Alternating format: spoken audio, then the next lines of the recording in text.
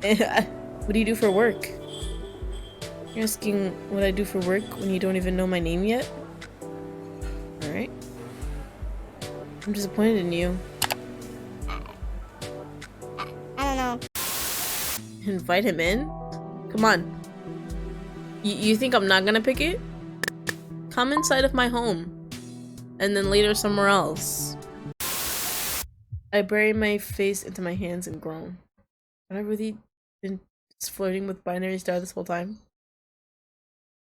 Look at you. The situation is just so weird. Oh my god. Jump scare. Back up!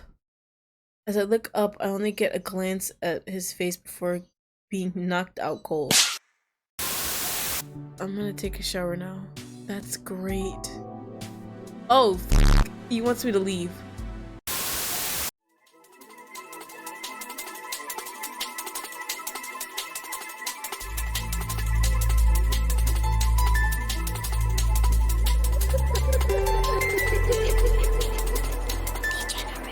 Hello everybody, I'm Degenerate, and welcome, finally, to Binary Star Hero.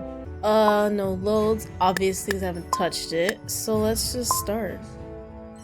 Oh yeah, I forgot about the warnings. Oh my gosh.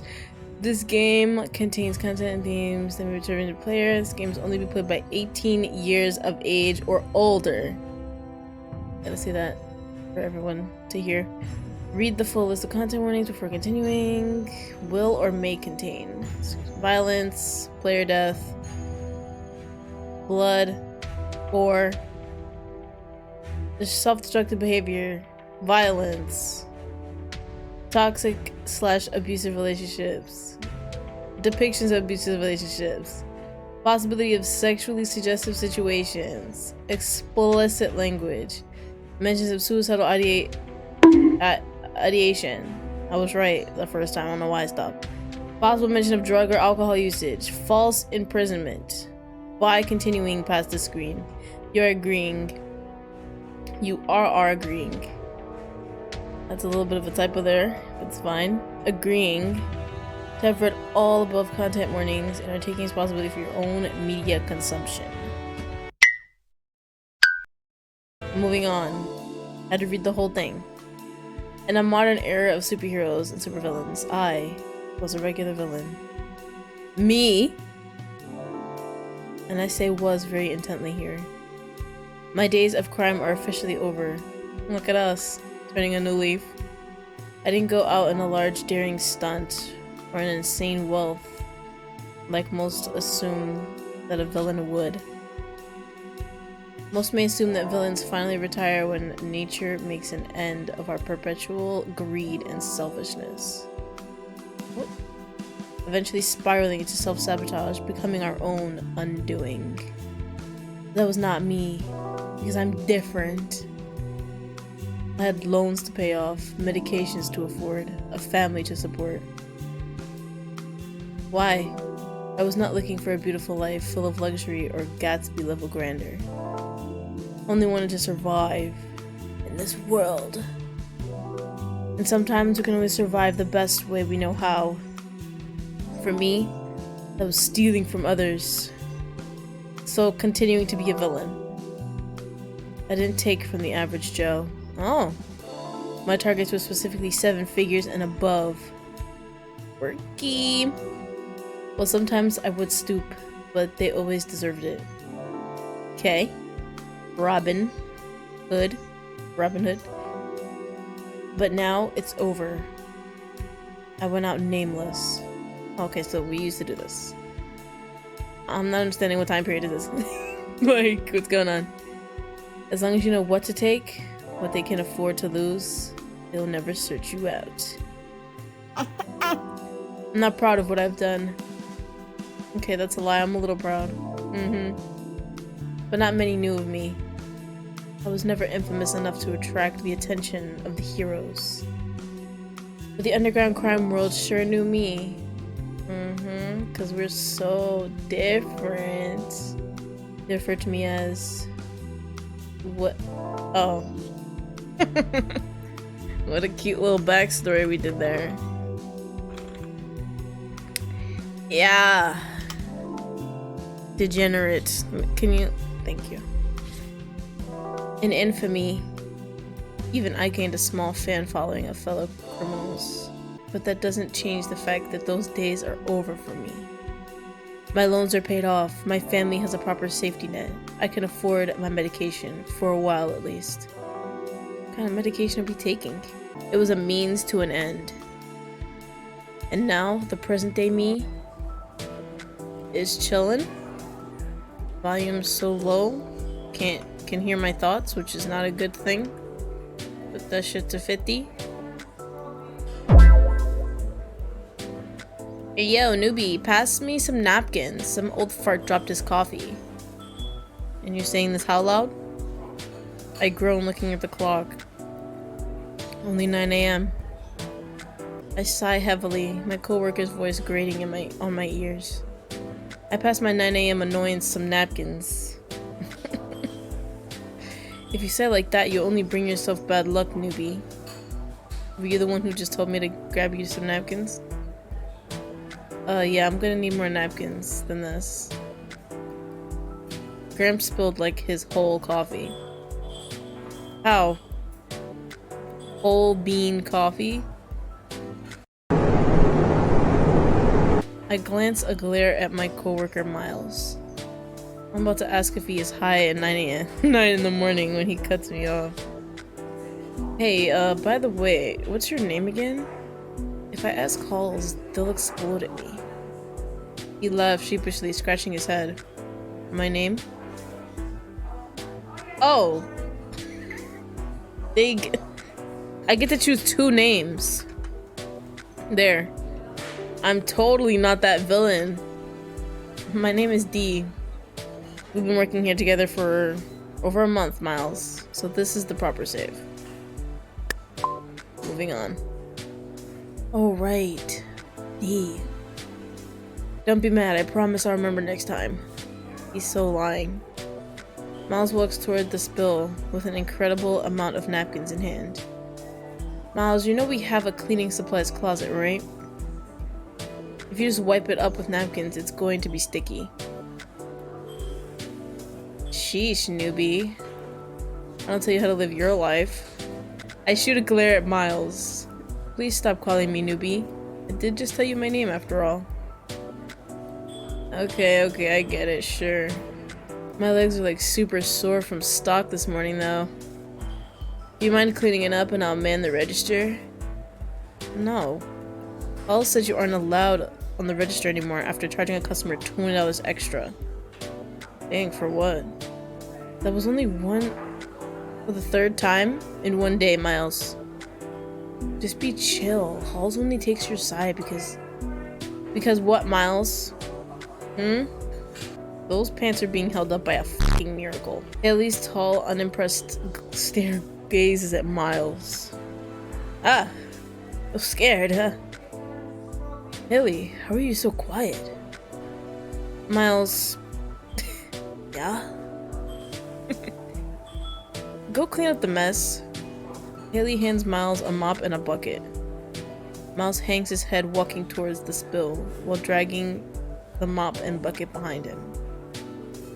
Yeah. Miles grumbles, sulking back to the spill. Haley sighs deeply, leaning on the counter next to me. They grab a slightly burnt croissant from the discards pile and pick at it. I swear I've never seen Miles do things the right way, even if only 1% more effort is required. Haley still lingers on Miles' sneakers. Damn, if those Leons aren't cool though. Leons, the shoes? I look at the flashy black and green shoes Miles is sporting. I can't resist a good sneaker, even if it's being supported on the least deserved person possible. Aren't those things like a couple hundred at least? Haley sighs. Maybe I should just steal them when he takes his afternoon nap in the storage room. And he wakes up to find no shoes. What then? How about it? Want to be my partner in crime? I don't think I'm quite cut out for a life of villainy. Right. Sorry to disappoint, Hal. Or Hale? I don't even know how to... Haley drops a casual pat on my shoulder. Don't worry about it. Just keep being a kick-ass barista and we are cool. Haley and I sat in the ambience of the cafe. I wiped the countertops as Haley picked at the scone. The position in which Haley was standing gave them direct line of sight into Miles' activities. Miles' current demeanor of a hardworking cafe employee, Reed, indicated that he felt their hawk-like stare. I sigh again, glancing upward at the clock. Don't get too impatient, you still have a full 5 left to go. Thank you. We always love a reminder. Feels like forever. Maybe you should pick up a more exciting job then? What? Didn't you just compliment me for being such a great barista? Why would I leave? More exciting than a minimum wage cafe employee? I can't even imagine. This is all the excitement I want to handle. I guess. Let's do that one. I prefer a boring life. Excitement usually means trouble. You look like you are speaking from experience.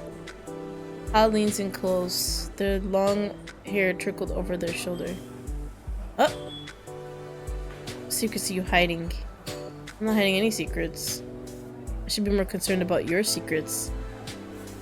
Haley raised an eyebrow curiously. I mean, if you happen to get arrested or something crazy like insurance fraud, you're gonna be out of a job. Insurance fraud? It would look that shady to you? Haley huffs jokingly. Then you could finally leave me to rot in prison and get your dream job. And what's that? Yeah, and what's my dream job? I cross my arms and tilt my head curiously. Hal leaves their gaze at me. Like, I don't know, maybe like a superhero? Right. Haley was more monotone than ever, but I could tell it was an obvious joke. Yeah, I really look the type, huh? I drawl out sarcastically. Maybe your superhero name could be like the Pessimist or something. Alright, let me get back to work. I laugh. A small twinkle shines behind Haley's eyes. Oh yeah? And what will I do? Bum the villains out so much they decide to go home? I mock a superhero pose. You there, disgusting villain. Don't you have any idea about the money you are stealing? Inflation is on the rise. That money will be worth next to nothing in 2 years. Haley covers her face and turns their back. They attempt to regain composure, but I felt a little disappointed. I wasn't able to see their expression. Wow, you could totally go for it. You're even bumming me out. I smile wide and laugh a bit at the ridiculousness of it. That's what I like about you. Really. You feel like the only other person that truly couldn't give a shit about the heroes. Nice. I'm that chill. Even villains tend to have favorite heroes. But you truly couldn't care less. I mean, if I was a villain, once upon a time, only makes sense. What is that? I shrug and mumble out some random reason. Taxpayer money and all that. Can I order? Can I order something really quick? While you guys babble? Yeah. My head springs up at the customer on the other side of the counter. They rub their arm awkwardly. How long were they standing there? I wanted to die of embarrassment. You're good. You'll never see this person ever again. Little did she know she would fall in love with the stranger. My head whizzed over to Haley, but they already took advantage of the moment and trotted off some other part of the cafe. My cheeks felt hot as I glanced up at the man. Hello? I'm sorry about that. I didn't see you there. Obviously. No problem. I prefer it that way. Emo! What? Never mind. Let's just stop talking. He cringed at himself, looking up at the menu.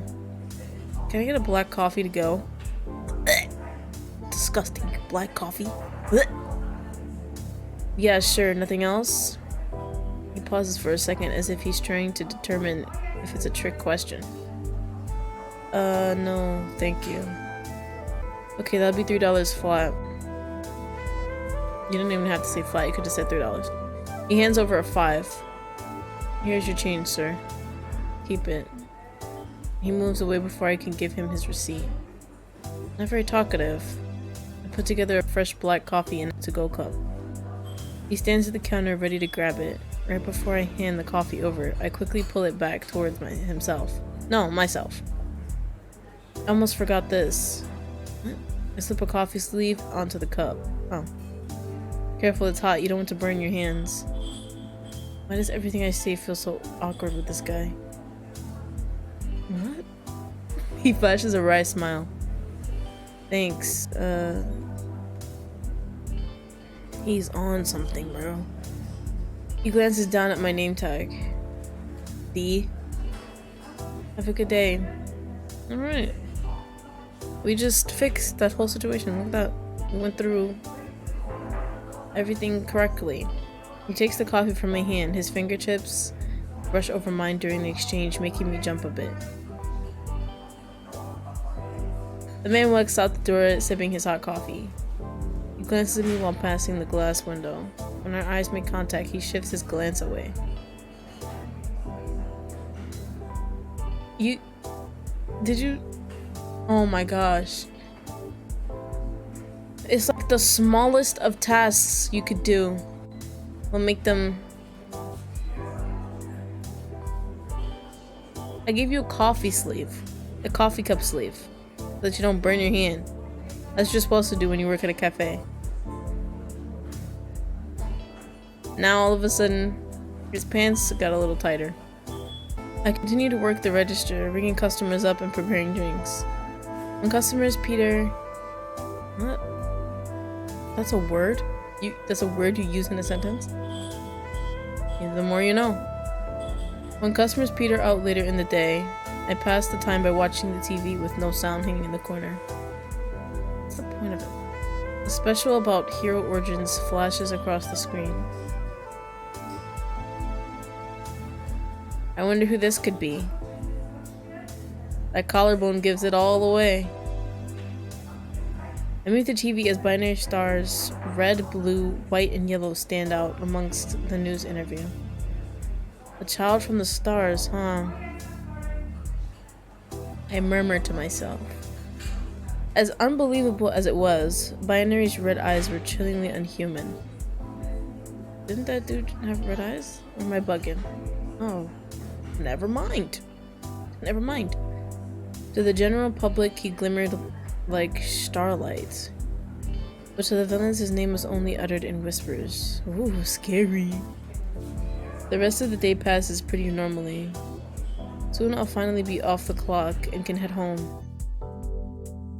Time to go. Oh, what a transition that was. That was actually really nice. I yawn while looking through some boxes under the counter for more shelves. We didn't even go home or nothing. We stayed here. The morning shift is brutal. Yeah, coffee. I probably shouldn't have stayed up so late. Doom scrolling? Oh. I don't know what that is. Hey? Who's talking? I rubbed the back of my head where it hit the counter. Ducking my head out from under the counter, I see Haley standing there with their usual expression. Oh. What the why did I say who's talking? That was pretty obvious. Hale, you really have to make your presence more known, right? Haley shrugs. If they're mad tall, how are y'all not seeing them? Do you mind busting some tables? Sure, but where's Miles? Probably pretending to do work in the storage room while browsing auction sites for hero auction figures. Oh, action figures. I start to laugh, assuming it's a joke, but Haley's unamused expression never shifted. Haley sighs, rubbing their temples. Sometimes I wonder if firing him would be easier. Yeah, but then you'd only have one person working. It would make my life way more complicated if I did. Haley glances up at me quickly. It's tough to find anyone willing to work a normal job recently. All Miles talks about is how he's going to quit someday and be a hero. Huh. With what powers? Haley barks a humorous laugh. Yeah? The guy can barely tell a coarse grind from a fine grind. And don't even get me started about how many times he is. Yo, check out this Sidekick era Blaze figure I found. It's only 8 KS, whatever the f that means, and has an hour left. Oh, that's their currency? 8,000 for an action figure? That don't move? That shit better cure cancer. With spending habits like that, it's no wonder Miles is trying to always borrow money. As Haley starts in on a lecture, I quietly dip out. I hum to myself while gathering the left behind plates, mugs, and cups off the table and placing them into the bus tub. Bump. Ah! Oh! Oh my God. I walked into someone, almost dropping the bus tub. The stranger's hand grabs the container from the other side, keeping it steady. Oh, nice reflexes. Fucking ice cream truck. I look up and see the same stranger from yesterday. What a fucking surprise. I feel a bit frazzled. My face heated up, remembering the caught glances and grace of our fingertips. That's how they felt, touching this person. Oh my God, get it together, you whore. Yeah, he's zooted. Definitely. My eyes shoot up to his. I could swear he was laughing at me. Instead, he coolly shifts his gaze to another direction. He's a little attractive though, and super zooted. He thinks... What? This is a thought bubble. We're not doing this again. I literally just left the game where the nigga... No. We're not doing this again. We're not doing this again. You think so? What? He smirks down at me. Down? My reflexes. Oh. Oh my gosh. I forgot I said that out loud. Apologies. Ah, right, yeah. He's a quick one. If he actually did know what was in here, he's a quick one. My eyes go wide, noticing the customer's hand holding the bus tub. Sorry. Back up. He was like right here. I placed the bus tub down on a nearby table. The man stands there with a curious look on his face. I didn't get anything on you, did I?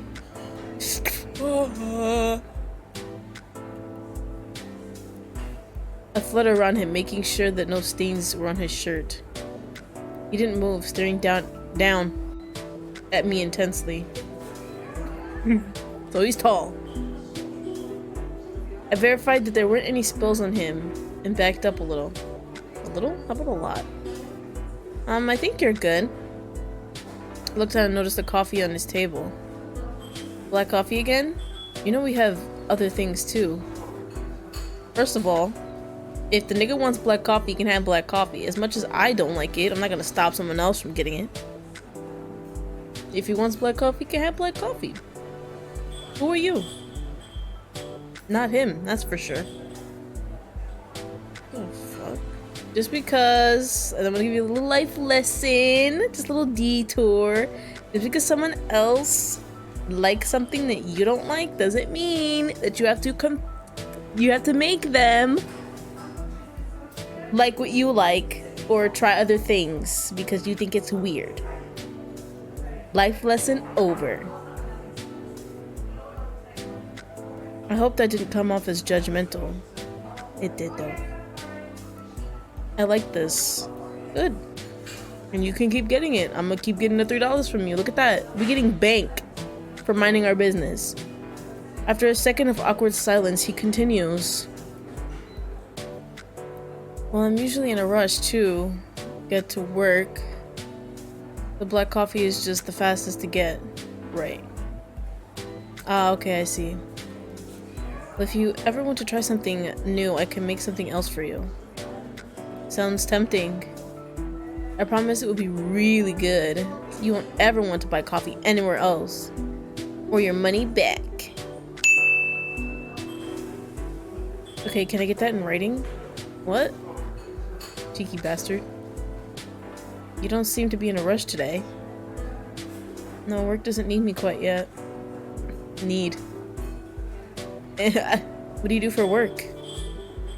You're asking what I do for work when you don't even know my name yet? Alright. I'm disappointed in you. I don't know. How do you know my name? What? Bitch, the nigga said it last week. Or yesterday? I don't know how much time has passed. He gazes down at me. Down. His intense dark eyes scan my form. Oh, I got distracted. They linger as they move across me slowly. I end up feeling frazzled all over again. Is he staring at my chest? Where the name tag is? I glance down, seeing my name tag. I'm a genius. Oh my god, you idiot. Plus, he said it yesterday. Right, perks of being an employee. Why did I just say that? Because you're a fucking idiot. Calm down. Literally. Chill. Is me getting to know your name a perk of the job for you? He's trying. He's doing it really well too. The man smirks darkly, his eyes scanning my face. I'm flattered. Oh yeah. I'd have to pay extra for flattery, right? I'm pretty sure my face is as red as a tomato at this point. No, that's on the house. I gather the bus tub in my arms a little too quickly, splashing a bit of water onto myself. Sorry, I gotta go work, do some work. Work. As I turned around to escape, I could swear I heard a deep chuckle. When I returned from the back, the man was already gone. I wonder if he will come back tomorrow. I think he's gonna be back every day. You really caught him with the giving him the little coffee sleeve. You got him with that one. You really hook, line, and sinker. Yeah, so he's gonna be coming back every day. Afternoon, night, morning. Afternoon, night, morning. A week goes by and that customer hasn't come back. That's crazy. I take back what the fuck I said. Some part of me felt a little disappointed. Aw, which part? The lower region? Yeah, I know what you are. Another part of me chastised myself for how ridiculous that is when I don't even know the man's name. We didn't learn it? He's a stranger. He could be like a murderer or something. And would that really be a problem? Based off of other games I've played, I don't think there's gonna be an issue. Or married. That's also not an issue. Out of pocket for that shit. Way out of pocket. I'm going in there with a fucking with a mallet. I'm wrecking that home. Why am I even thinking about this? It's so stupid. I groan into my hands. Uh-oh. Yeah, same. I didn't say anything. What? I dragged my head up to see Hale. Hale, standing next to me. I followed their line of vision and landed on the muted TV in the corner. Back on the news. Shown on the screen was the most notable superhero binary star. There truly wasn't a household that hasn't heard of that name. Let's see what they are saying about this prick. Damn. What did he do to you? Haley grabs the remote, turning up the sound. The hero that will shine against any darkness. How do you feel about that title, Mr. Binary Star? Well, I gotta say, I'm flattered. I won't do it to him. His hair is shorter here, so it really can't be him. But then again, but Steve, they're not wrong. The hero tilts his head, giving an animated wink to the interviewer. He then turns to the camera, pointing directly towards the audience. No villain can hide under the thick veil of darkness. Not when I'm around. Against the dusk of their crimes, the shining light would always prevail, bringing them to justice. The hero turns his point into a thumbs up, his smile so wide it instinctively made me rub my own jaw. You are known to have numerous abilities, but none as iconic as the diamond melting eyes. It is said that you were born with a special talent, indicating from birth that you were an ability holder. Yes, that's right. When I first opened my eyes, they were red. It really gave the nurses a scare. Jump scare. Despite the shock, my dear mother never once faltered in loving me. God rest her soul. Yes, she's dead. The interviewer extends his condolences. As I grew older, my other abilities manifested, and now... Oh. Dang, I kind of wanted to hear the rest, but okay. Ugh. Haley turns off the TV. God, I hate that guy. Okay. Just what did he do? I glanced towards Haley. It was odd she disliked the hero so much. Yeah, especially him. Most people love heroes. And even if they aren't interested, they will at least feign interest in order to be liked by people around them. Heroes are seen as a paragon of justice, so to openly dislike them is seen as odd at best, suspicious at worst. Why so much hate? Haley turns to me a bit shocked. What? I thought you didn't like him either. Did I ever tell you that? Okay. I don't. I'm just surprised you were so passionate about hating him. Haley rolls their eyes. Well, it'd be nice to get a reason. It's just all fake, honestly. All this showboating, bullshittery, just for heroes to go out and mercilessly slaughter anyone they deem as villains. Oh. Well, look at you. You should be a police officer then. Lay down the law, Haley. Lay it down. Do it so that they don't have to. It's honestly disgusting. Does anyone even remember when we tried to reform villains? What does it even mean? Oh, criminals? Now they just get slaughtered because that is easier than reformation. Oh, you want them to go through the whole law system and shit. What if they come back unscathed? They're just free to go after killing 8 kids. Like, you never know. The law system is not the best. And the only group that seems to care even a goddamn smidge is the prison industry. Well, obviously. How are they gonna get their money? Because, oh god forbid they lose out on 25 cents an hour labor. Bro. Like, is this world going crazy or is it just me? It might just be. At least they're like gone forever. If they're just if they die by the hands of the heroes, they're gone forever. They don't go through a whole trial and they end up either not they probably end up not guilty and get to just roam the streets again, or they do end up guilty, they go to jail for a little while and still come back and do dumb shit. So death is a permanent option. I don't know what to tell you. This seems like it's fine to me. If it doesn't concern me, I don't care. Notice some of the customers are glancing over Haley as their voice continues to get louder, alongside their building passion. I agree with Haley to an extent. Heroes do have too much power. I don't care. But the idea they go around slaughtering villains? They must be getting these ideas from some borderline extremist. Or at least villain sympathetic internet forum or something. It's common knowledge, after all, heroes don't kill. They don't? So, what are you talking about? Calm down, Haley, so the customers don't hear. Let Haley speak their truth. To be honest, I don't really care. As long as I can continue working. Haley, I touched their arm, grabbing their attention. They paused, noticing me look around the cafe at the customers, who were peering curiously.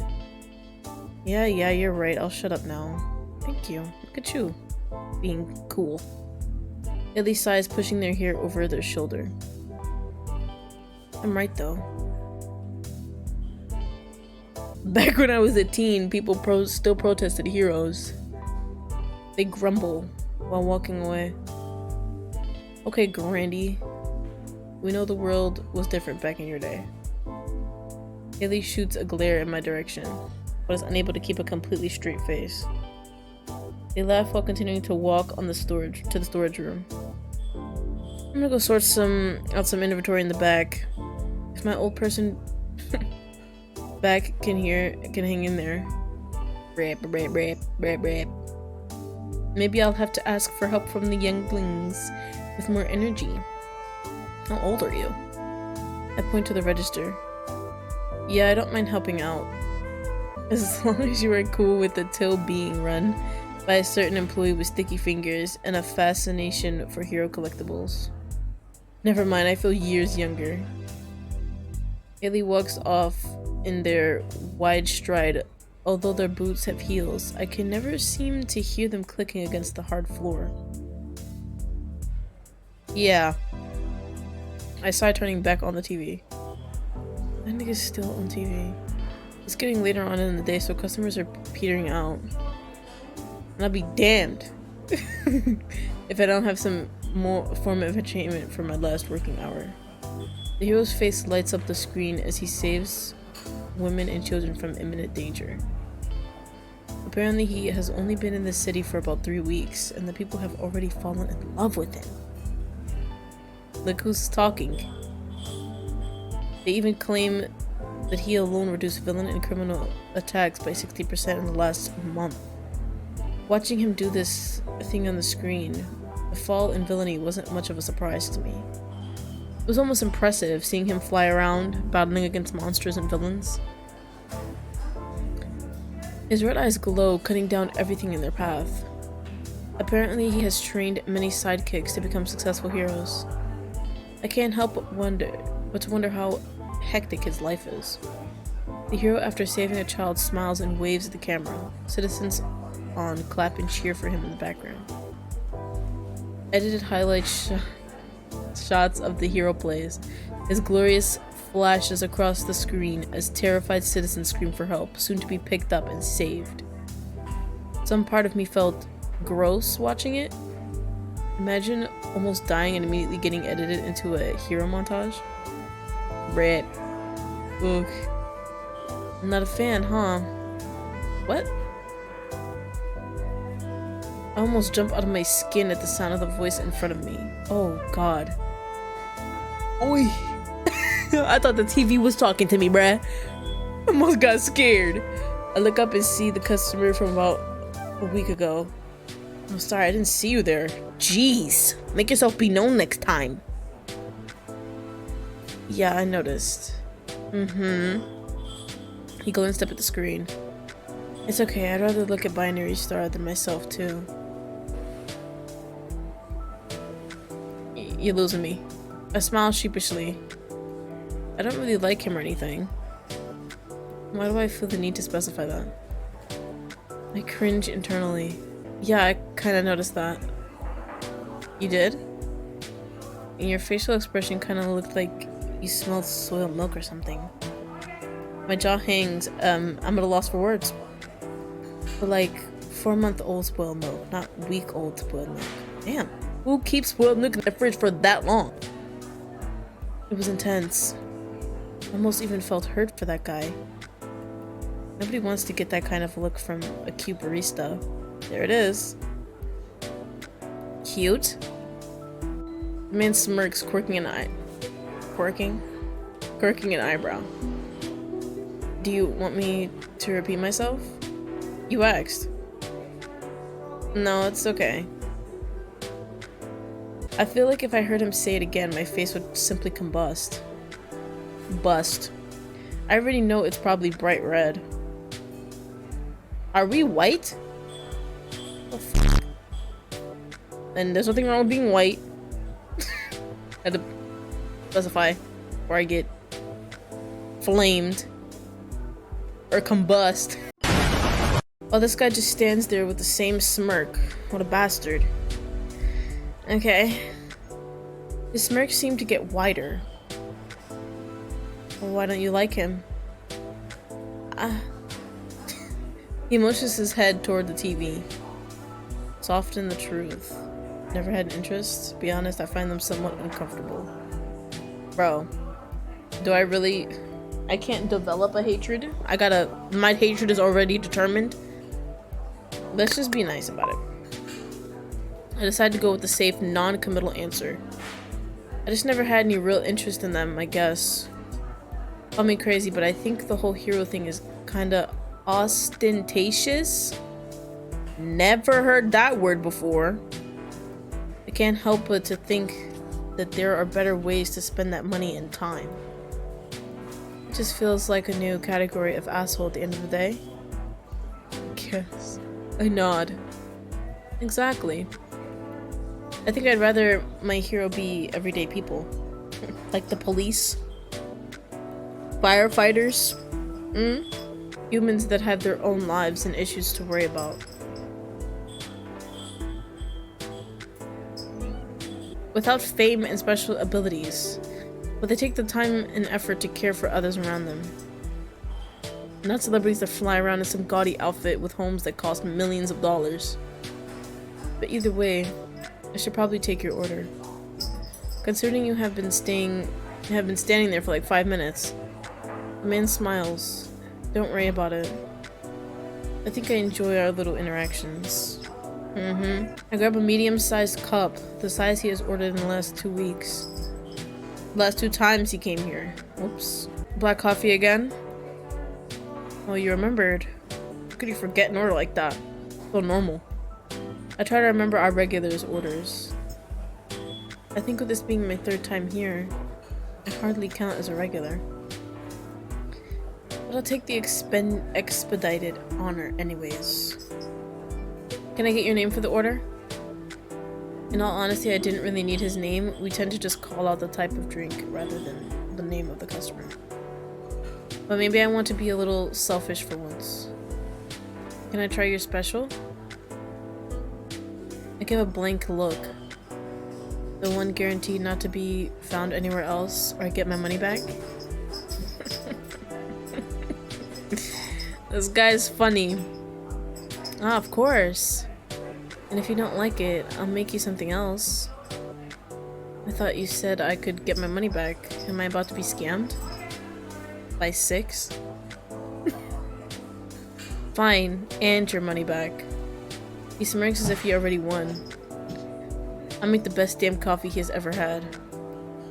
Somehow I feel like you are challenging me. Go take a seat and I'll bring it to you when it's ready. You don't want me to pay? I'll take your money after I rob you of your pride. He cracks a smile. Cheeky thing. The man saunters off to lean against the far wall. I feel his eyes follow me as I move back and forth while making the coffee.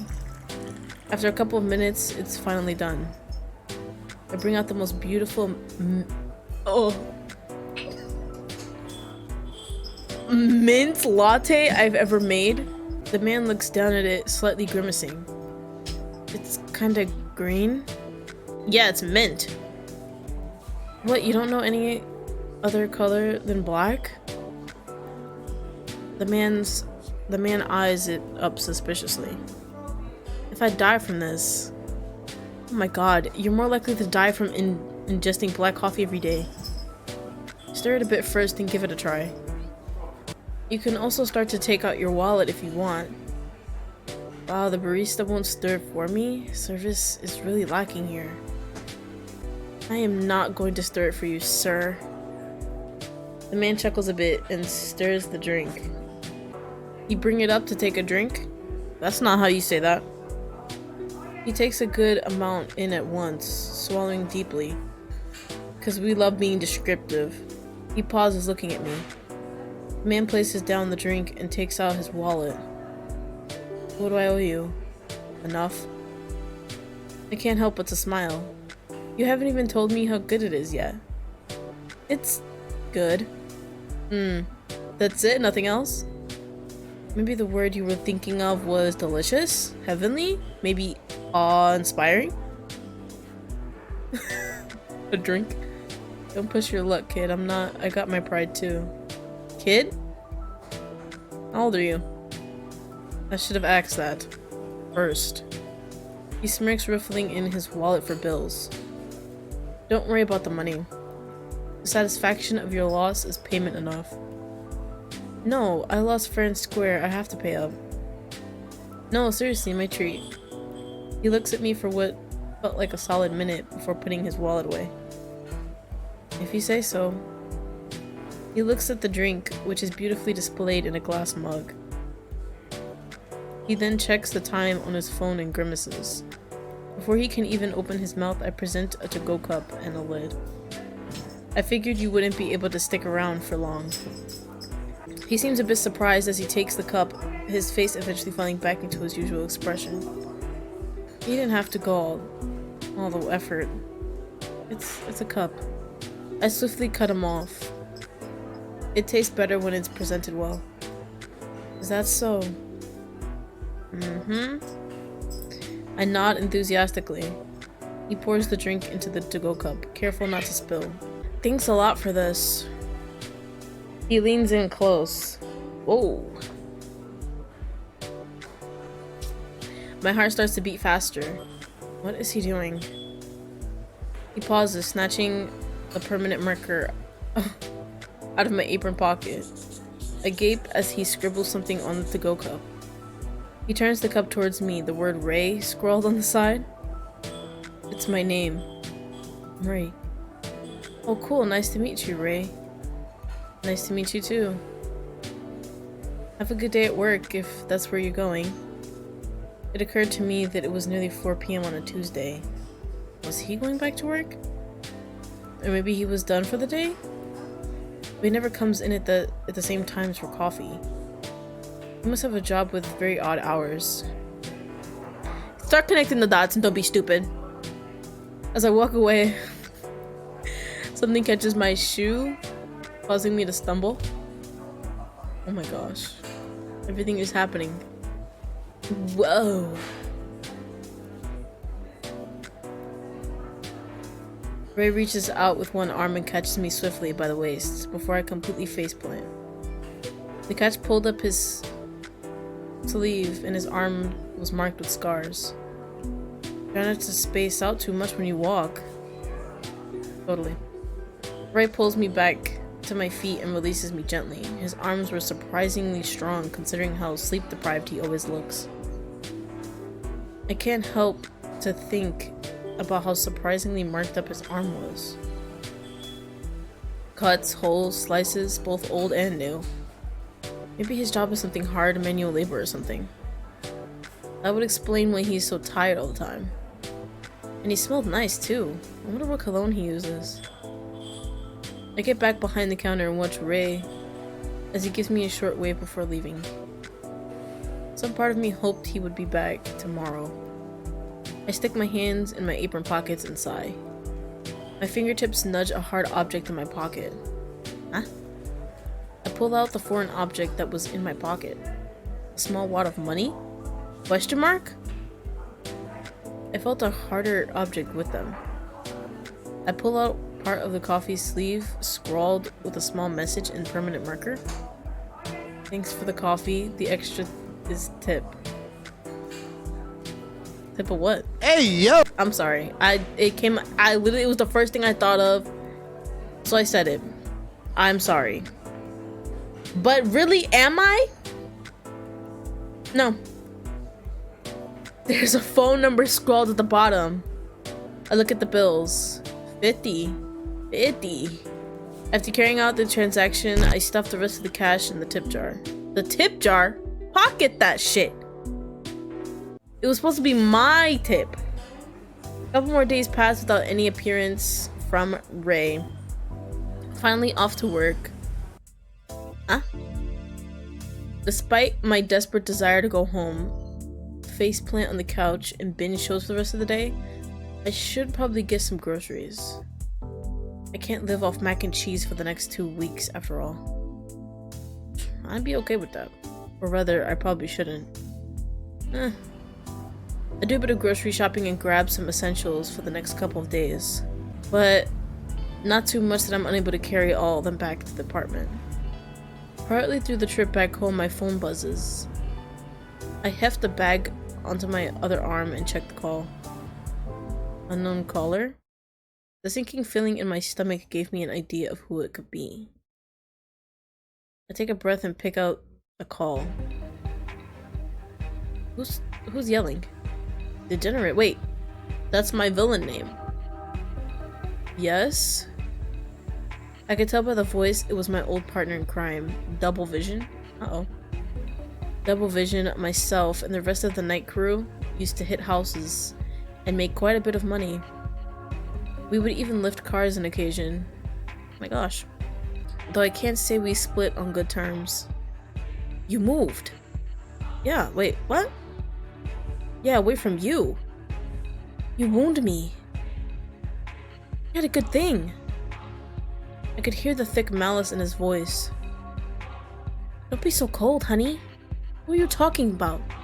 There's only like one person that can say that to me. Going to the lengths of running away while I was out of town? You wounded me truly.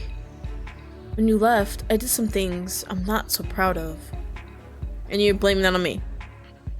But the honest truth is that I saw red. I see red! Red! No. You remember Ripley, right? Ooh. I swallowed hard, my hand shook, but I was unable to hang up. I can't guarantee that you will be able to recognize him anymore. He let out a cold, curt laugh. He then transitions to a soft, cooing voice. You should have told me you were upset, honey. Stop calling me that. You can't just leave me like that. You know what that does to a guy. You got hands. I get so worked up over you. I know I shouldn't. But I keep thinking about you, and I think I can just... and I don't think I can just let you go. So I'm asking nicely. Please come back. No. I'll buy you the same flat, same car, everything. And we can pretend your silly little lapse in judgment never even happened. Come back to the crew. To me. I gather any courage I can, breathing in a shaky breath. I can't do that, Double. Go f yourself. Yeah. I take all of the spite I can muster. Go f yourself, Double. I spit out in rage. Double lets out a loud barking laugh. You never cease to surprise me. Listen to this close. You really want to be free? Then don't let me find you, honey. Kill yourself. Because when I do, a heavy silence blankets the call like mist. I could hear my own heartbeat echo through my ears. Double finally talks in a slow and serious whisper. I'll kill you. Considering how much you love me? He hangs up and the line beeps. I collapse to the ground, my legs not quite feeling up to the task of standing. Double Vision and I used to be close. Closer than I'd like to admit, honestly. What, like this close? That close? For a while it was peaceful, even fun. Then slowly things started to change. Every time I gave an inch, he started to take 2 inches. Then he would take a foot. Eventually, he wasn't even satisfied with a mile. That was the type of guy Double was. For a while I wondered if he started to change. Or if this was him all along, prowling under the cracking mask. But at some point, the egg or the chicken hardly mattered. Egg. Being around him started to become terrifying. Compliments turned into obsessions. Warnings turned into threats. Once I had enough money, enough of a safety net, I had to get out. Maybe Double in some way kept me from becoming too greedy. Kept me from becoming too obsessed with the lucrative villain lifestyle. When I asked to leave, he said no. When a soft-spoken Marsh stood up for me, telling Double to just let me go, Double beat Marsh's face into a lump of unrecognizable flesh. Okay. Let's try to avoid him. From that point, it guaranteed Double into goodhood for the more violent members of the crew. The non-violent members became too fearful to ever speak up against Double again. And so I left the crew, alone. I fled to the darkness of night, taking my family with me. I moved my family into a different town, with different names, far, far away. And as for myself, I became anonymous in a different city. Far enough away from my families so that they could live in peace without me. Why did we answer the phone when it said the villain name? We could have just said nothing, or just hung up. Or said wrong number, and then boop! Look at that, we just avoided that. Well, the question is, has he already found me? After all, Double always enjoyed playing with his food. Nasty. My legs shook. I felt nauseous with the thought. Desperately scanning the area. I desperately scanned the area. I didn't see or feel anything off. Locals walked along, casually carrying out their lives. I quickly gather up my bags. In my haste, my phone falls out of my hand. It tumbles to a stop against the shoes of a stranger. They pick it up and hold it out towards me. Ray? Here. He hands me my phone. You look like you've seen better days. Is everything alright? I get up from the ground, setting the groceries onto the ground. To straighten out my clothes. I have to get it together. I probably look crazy right now. I mentally chastise myself, looking up at Ray's concerned eyes.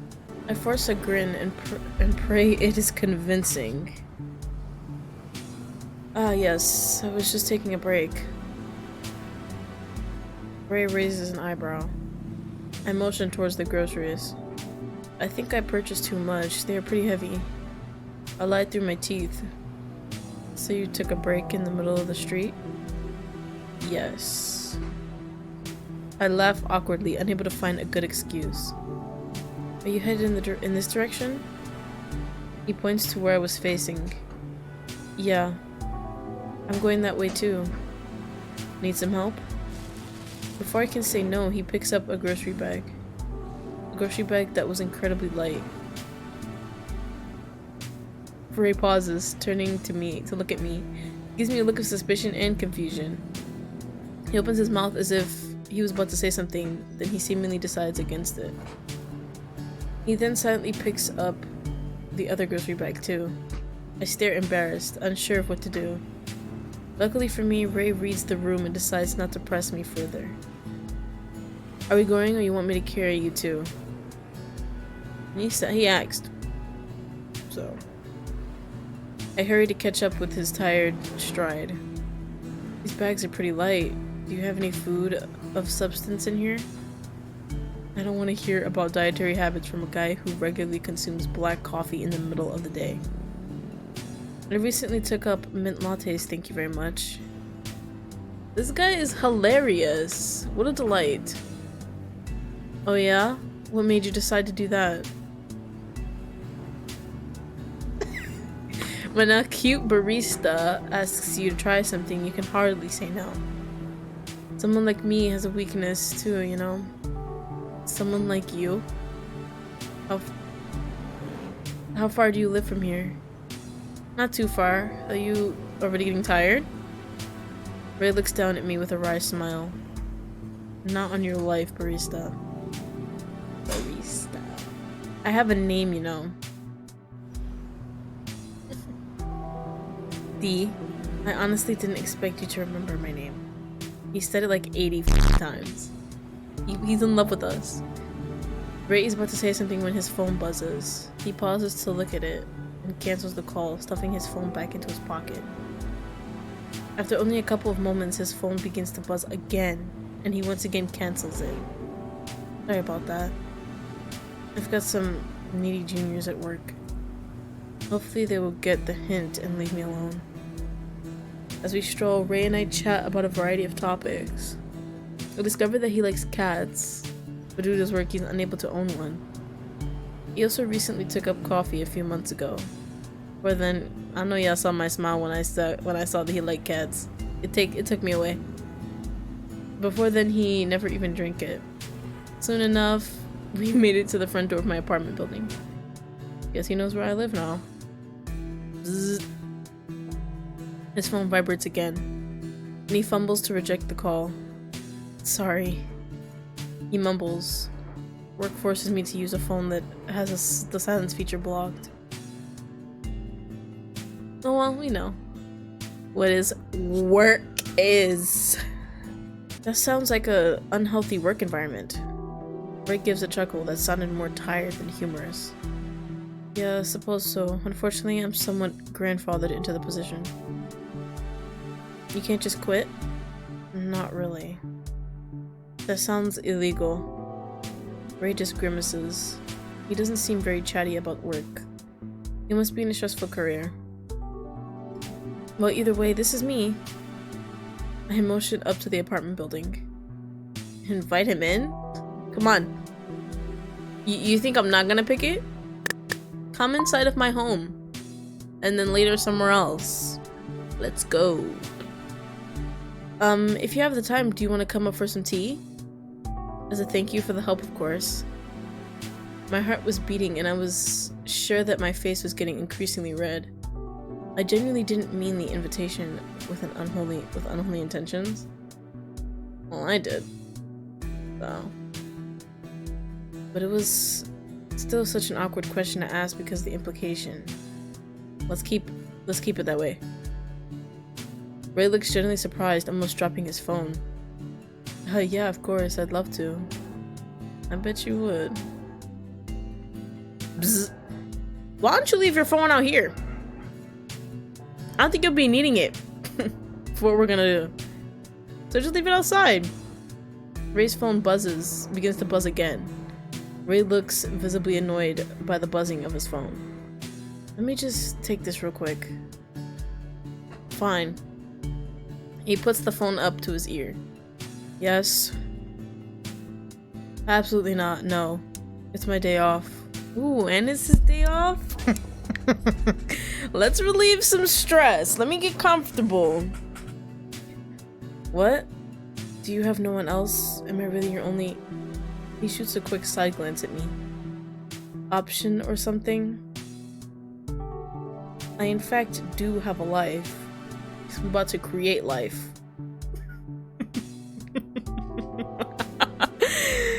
Is it hard to believe that I have plans? Plans? To create life? Oh, that's too bad, isn't it? You would just have to find someone else to take it on. I'm not gonna continue. I think I did like 4 times already. I'm not. Anyways, I'm hanging up now. If you call me again, this phone is getting a hole burnt into it. I'm serious. Ray hangs up and places his phone back in his pocket. He turns to me, smiling kindly. Sorry about that. Should we head up? Yeah. Let's go upstairs. Because I have a bed that we have to test out to make sure it's as soft as I think it is.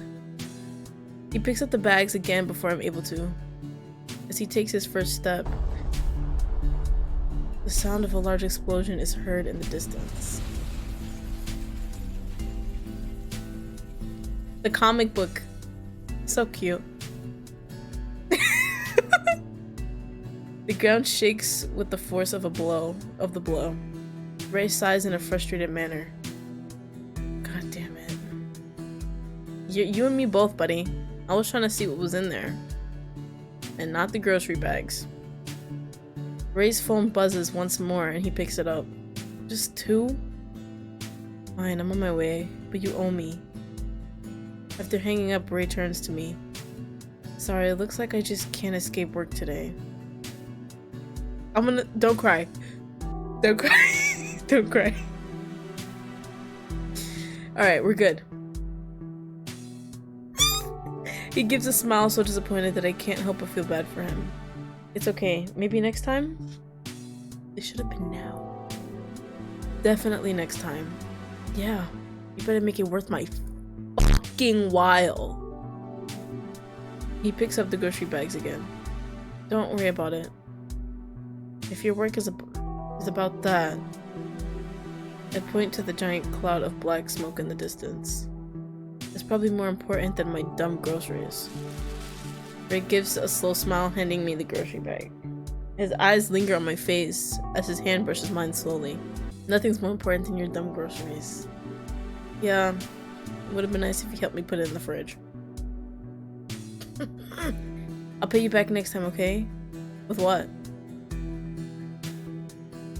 He runs his hand over mine before pulling back. The small motion makes my heart flutter something fierce. Rare. Okay, thank you for your help, Ray. He smiles. Anytime, Star. Star? Question mark. He turns and walks away, giving a short wave as he goes. I put the groceries away and collapse on my bed. Would have been nice to have two people collapse on the bed, but hey, what am I gonna do? It was only around 4 p.m, but it felt like it was such a long day already. I can't help but to drift away into a short nap. I'm awakened with a start. A light draft makes me shiver. I see that the window is cracked open. Why do I keep forgetting to close this? Uh-oh. Your boyfriend? I shut it once again. I sigh looking up at the clock. Only 10 more minutes before work ends. It was almost 5 p.m. The usual crowd had completely died off at this point. 8 more minutes. Excuse me, hello? I look up. What the fuck? Why does someone always appear literally right before the end of my shift? I don't know. People are fuckheads. Like, oh, I apologize. You're still open? I still got 5 minutes. You're a fucking idiot. We already cleaned everything up. So you really don't have 5 minutes. You have 0. Now get the fuck out of my store. Bye! I groan internally. Hi, what can I get for you today? Yeah, sorry. The customer gives a short incredulous laugh. Do you not recognize me? What? Bro, you're like a completely different color palette than everyone else has been. I don't know you. I'm sorry? I don't understand. The hero of fire, Blaze, is right in front of you. That's so crazy because I don't give a f. And you don't recognize him? No. I blink, unsure of what to say. Oh, of course. You're playing cool and mysterious to get me all interested in you, right? Get the f out. He brushes his hair with his hand, giving a laugh. Well, don't worry, sweetheart. I'm already there. He points a finger between myself and him, winking at me. Same page. Okay, so do you want coffee or what? The man waves a hand dismissively. We will get to that in a moment, but first... No, that's the first thing, because it was the first thing that was introduced. So that's the first thing. Whatever is after the first thing is the second thing. So what you're about to say is the second thing. Does a blonde, tired-looking man come in here often? No. I give a confused look. There are a lot of tired people that come in here. It's a cafe. He has hair about to here. The man waves his hand around his neckline. Oh. Oops. And his eyes are really dead. Like a 1,000-yard stare most of the time. Are you talking about Ray? Yeah, wow, first name braces, huh? Lucky guy. Die. I glanced at the clock. I should have been off of work 5 minutes ago at this point. Are you serious? This conversation was going on for that long? I attempt to speed things up. So, no coffee then? I don't blame you for going for all that, but... All that? Have you seen the package?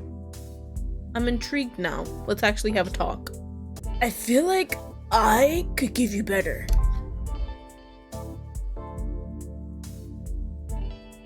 At this point, I'm utterly confused. Look, sir, I don't even know your name. Blaze. I meant your real name? It's Luke. Nice to meet you. So as I was saying, I'm parked out front. It's the convertible. Dang. Now I gotta go find the fucks I give. He points to a flashy red car sitting diagonally across 2 disabled parking spots. You're a riot. How about we get out of here, just us? Oh my gosh. Oh my gosh. He winks and I smile harder to keep my face from cringing. This guy is really laying it on thick. Yeah. Not to sound too full of myself, but you would be lucky to be with a guy like me. Because he's the alpha male. The door. Not sure if you noticed, but I'm a hero. Can you save me from this fucking conversation? He starts to look upset, most likely due to his passes not being received with the enthusiasm that he expected. I need to clock out, so do you want to order anything? Where is Haley? Miles? Anybody? Save me? The man sucks his teeth, leaning up against the counter. Look, you seem a bit dense, so I'll spell it out for you. Luke leans in, his cologne enveloping me. This may be hard to believe, but I'm the hero Blaze. You said that 4 times, my dude. Get the fuck out because I'm not interested. Why are you still talking to me, bruv? Yes, you mentioned that a few times. I could feel the customer service politeness leaving my body. He gives a leering smile. Wow. Don't start freaking out. When I say this, I don't want the whole world to know I'm here. But you told me. I'm gonna yell it now. Well, let's just say I'm interested. I'm trying to get a taste of that panini, if you know what I mean.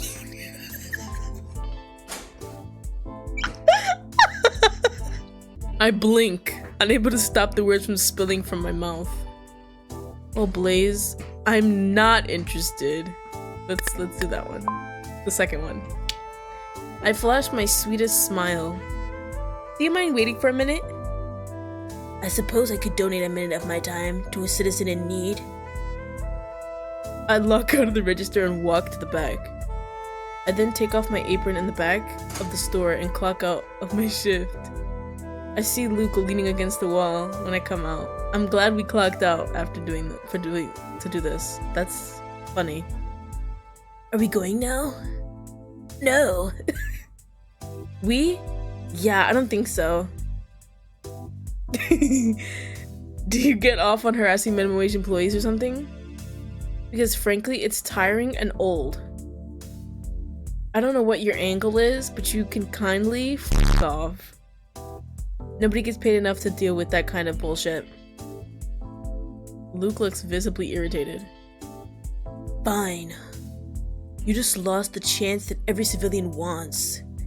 Why is he referring to people he's interested in as civilians? Bye. I was going to light your life on fire. I'm not trying to get an STD. Bye! Have fun with your golden boy. I will! I will! A hero from the stars. Yeah, right. Ask Ray how he got his abilities. I don't give a fuck. Luke grins, a smile full of malice. Hope you know what you're getting yourself into, D. I've been through worse. I've been through worse. He gives a cold laugh. That guy is no hero. Luke angrily takes his leave, muttering some words under his breath on his way out. I sigh, exhausted. Wow, the fuck was that about? I'm actually gonna give the voice now. After like an hour, I look over my shoulder and Hales, I don't know, Haley, who appeared behind me with croissant in hand. Ooh, a croissant? Honestly, I have no idea. He said he was a hero and accused that new regular Ray of some ridiculous stuff. What kind of stuff? Of him being a hero or something. Which one? The star one? Binary star? Yeah. Haley chews on their croissant and thought. Weird. That guy seems like a total dick. Maybe he was Hopped up on some new designer drug or something. a designer drug? Designers can make drugs? Unfortunately, I got the vibe that it was just his default personality. He was really laying it on you, though. Good thing Miles wasn't around. He would have flipped out. It would have been nice. Probably would have scared Blaze away with his enthusiasm. Damn, Miles could have saved the day. Yeah. Could you imagine Miles cornering Blaze to show him hundreds of pictures of his collectibles? The hero would be so creeped out. Who knows? He seemed self-obsessed enough to probably enjoy it. I'm sure he has his own collection too. I could totally see that. I know, we should implement a no weirdos policy. Woo! Scared me a little bit. I wasn't expecting it. Haley leans up against the counter next to me. They laugh. It is a refreshing sound, like bells in the summer. Look at the sparkles. It moves! Oh, sparkly! Yeah, but then Miles wouldn't be able to work. Hey, I heard that. Oh, he is here. Haley and I chuckle at the far-off sound of Miles' voice. You're allowed to turn away any customers, you know. I tried. They give me a reassuring pat on the shoulder. Just call me next time. I'll kick his ass out of here. I gasp in fake shock. To a hero? Isn't that like a crime or something? Haley smiles deviously. Maybe I'll key his car for good measure. They say 2 crimes are better than 1. Wow, Hales. I'm gonna say Hales. Loving the determination. If only that was a reflection in your management style. We laugh a bit between the two of us. I have only known Hales for around 3 months now. We have become so close. They always know the right thing to say to cheer me up. Anyways, I should probably head out. Totally. Hey, before you go... Haley bites their lip, debating. After a couple of seconds pass, they speak up. That guy you said his name was Ray? Yeah. I actually ran into him the other day, and he helped me carry my groceries home. Well, look, I kinda get a bad feeling from the guy. That's unfortunate, because my brain isn't doing the thinking right now. And neither is my heart. What about him? Really? What's the difference between these two? Let's just say really. I don't really see it. Oh, okay, good. But things are harder to see with rose-tinted glasses, I guess. Haley gives an awkward laugh. Yeah, that's probably true. Okay, well, thanks for letting me know. Maybe just keep an eye out for anything that's off. I haven't seen anything weird yet. What's weird? Nothing. Haley, you were clocking out too, right? Okay. I feel like I almost had a heart attack. Ray somehow walked up without me even noticing. Ah, nothing weird. We just had some coffee that's gone missing recently. Is that right? It is. Ray stares directly at Haley, who levels a glare right back at him. He shoots me a quick smile. Sorry, I don't think I've met your friend yet. Oh, this is Haley. Oh, coworker? Friend. He did just say, I don't know why he did that, but we get it. Animosity, we gotta, you know? Haley cuts it quickly. Sorry for interrupting the conversation. I'm just looking to get the usual before heading to work. Don't go to work, though. Don't go to work. Go to my apartment. Check if the bed is working. Like, there's so many other things you could be doing right now. That's not work. It's almost 5 p.m. and you're just starting work for the day? Yeah, that's strange. What do you do for work? Law enforcement? Ray responds without missing a beat. A tense silence falls between the three of us. I don't quite understand what is going on, but I feel uncomfortable. Elliot, what do you do for work? What do you mean? I'm obviously at work right now. This is your only job? Last time I checked, yeah. Sorry, you just look so familiar. I just can't put my finger on it. What would you like to put your finger on? I feel like I know what it is. Haley looks genuinely annoyed. I could see them bite their cheek, probably to keep themselves from saying anything too unprofessional. You must be thinking of someone else. Haley strains out. Ray, stop! Stop. I looked at him for too long. Stop. Ray smiles, but there was no friendliness to it. Maybe you're right. Maybe you're right. Haley smiles back with an equal amount of spite. You know, we had a celebrity visit. You just missed it. He was a hero too. Two? This place is quite popular lately. Oh, you're saying two isn't like... He was a hero too, like... He was a hero too. So famous and... I don't know. Ray's face falls into a frown. Haley looks at me for a second. I can't imagine why. It's not like we have some kind of hero discount or something. I am the discount. I am the discount. But only for this one. Ray's lips pull tight as he narrows his eyes. Is that right? Haley picks at their nails, seeming uninterested. Yeah, what was his name again? Flame Blade? Blaze.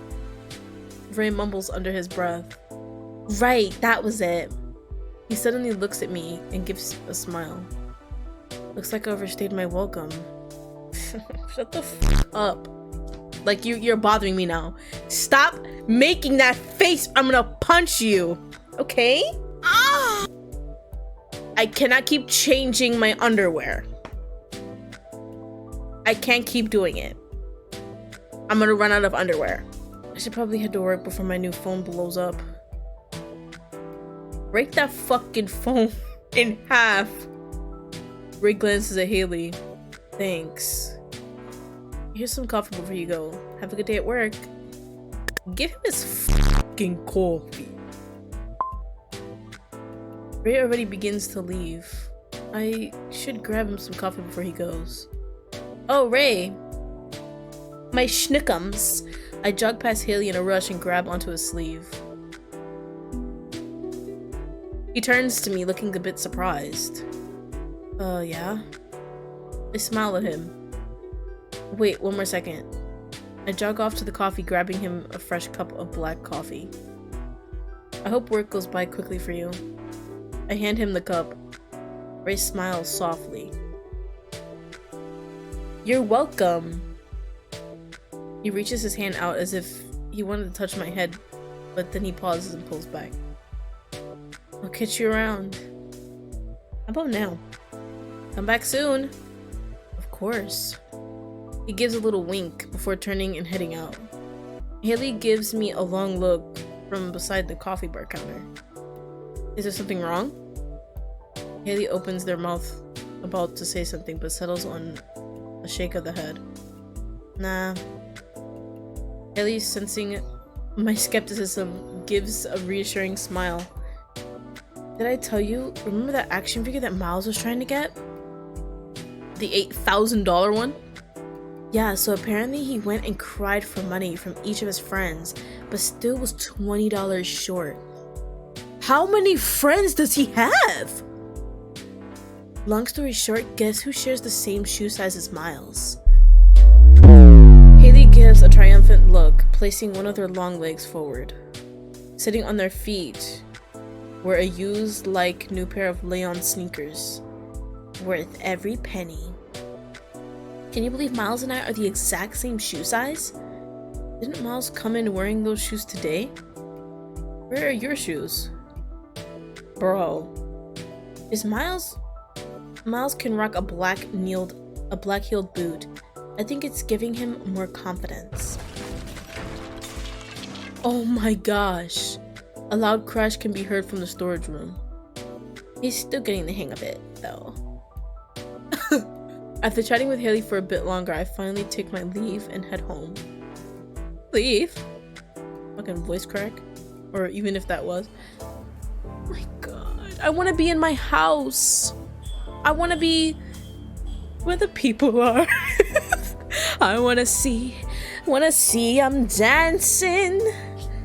I don't want to be at work anymore. I want to be at home with Ray in my bed. The next day, I get to work at 9 a.m. for a later shift. After clocking in, I start restocking some pastries. No, dude, I'm telling you, Blaze is going rogue or something. Why else would Binary do that? Oh, yeah, we're getting into it. Blaze totally is going full anti-hero. Ellie groans as they approach with Miles in tow as he chats their ears off. Miles, for the last time, anti-heroes don't exist. They could though. No, they can't. It is illegal to be doing any hero activities without proper government approval. And that is especially so for some rogue anti-hero type of activities. Miles turns next to me. Okay, so listen to this. Dee doesn't want to listen, Miles. What's going on? Looks like Dee does want to listen. Miles smirks smugly at Haley, who just rolls their eyes at him. You didn't see the news? Or like go on any social media yesterday or today? No, obviously. I accidentally slept in and was in a rush this morning. I practically ran here. Dude, you gotta check this out. Miles is already tapping on his phone. He suddenly turns the screen towards me and I look closely. At first, it's kind of hard to understand what is going on. But on closer inspection, it seems as if a hero is throwing another hero off a building. Is it a joke? I don't really get it. Miles fast forwards the video a bit. Okay, look, there is a close-up here. Oh shit. The video shows two heroes talking and suddenly one tries to kick the other. The hero who was on the receiving end of the kick grabs the other hero by the ankle and holds them over the ledge of the tall building. The hero lets go, but the other hero stays suspended in the air. They continue to converse. How are they floating like that? One of Binary's abilities is telekinesis. You didn't know that? I don't care, remember? Miles scoffs as if it's the most obvious thing in the world. After a minute or so, the heroes seem finished talking. Binary turns and starts to walk away. and the other hero plummets towards the ground. Miles shuts off the video. Oh my god. Don't worry too much, that guy is fine. Yeah, and get this. Before Binary grabbed his leg, Lee said, "What are you going to do? Stop me?" And then Binary grabbed him and just dropped him off the side of the fucking building. So badass. That was the only audio that was caught? Yup. So netizens are going crazy trying to figure out what it was all about. Binary Star is squeaky clean. He's never done anything like this. So it has to be something about Blaze going rogue. What? Why else would Binary Star do that to Blaze? A hero that was previously his sidekick for 3 years! I doubt that going rogue thing. I think the more squeaky clean a hero seems, the more skeletons they are probably hiding in their closet. Don't be so envious, pal. I don't know. It looks bad on you. Miles just laughs despite Haley's potent glare. What do you think? Definitely some skeletons. I don't care. So I told y'all that already. To be honest, I just can't be bothered to care that much. Heroes can do whatever they want. It's not like any of us can influence that. Skeletons or not. If Blaze does go rogue, anti-hero, or whatever, the government will definitely crack down on it. So I guess this doesn't really pertain to me in any way. I'm just one civilian, so I don't care much. You're wrong, D. It does pertain to you. You might not think that heroes affect you, but that's wrong. They affect all of us, whether we like it or not. I open my mouth to retort, but I can't find a proper response. Haley had a point. No matter where you look, posters of heroes are around watching. The posters themselves? People strive and work with this binary of good and evil that has been permanently on the concept of heroes and villains. Heroes are so ingrained in our society at this point, I don't think any of us can even imagine a world without them. Oh! There's an L missing here. Even if we want to. I don't see how the whole hero thing affects me personally, but I can understand what you mean. I guess I mean to say that I just wish it didn't pertain to me. Yeah, same. You just gotta watch out for yourself first and foremost. I chuckle. I know Haley. I think better than anyone. Haley quirks an eyebrow. Before they can talk, I cut them off. Don't worry about it. I laugh awkwardly, changing the subject. But I think we are running low on straws again. Good, save the turtles, baby. They are made of cardboard, Miles. Oh. They say, then save the trees, babe. Ugh, I've had enough of you people. You people? I'm kidding. Haley jokingly exclaims, walking off towards the back door. Bye! I glance up at the clock. It's about time for Haley's smoke break, so I can't say I'm surprised they took this opportunity to ditch us. Killing your lungs. I shout to Haley, retreating for him. We are all dying anyways. Haley waves their cigarette of choice, disappearing into the black. A couple of hours drift by. The sound of clanking mugs and patrons quietly conversing amongst themselves could be almost comforting if I wasn't so damn tired. Haley walks up to the register. So I have to head out early. Are you cool to close by yourself? Totally. Yeah, no problem. I feel like I've done it a billion times at this point. Haley shoots a slightly worried look, but covers it with a smile. Make sure to call me if anything weird is happening, okay? I'll be fine. Stop worrying, Haley. Haley sighs. I'm never not going to be worried about you. I'm not as helpless as you think I am. Haley smiles. I know it. I'm always going to worry, no matter what, though. Yeah, now go clock out.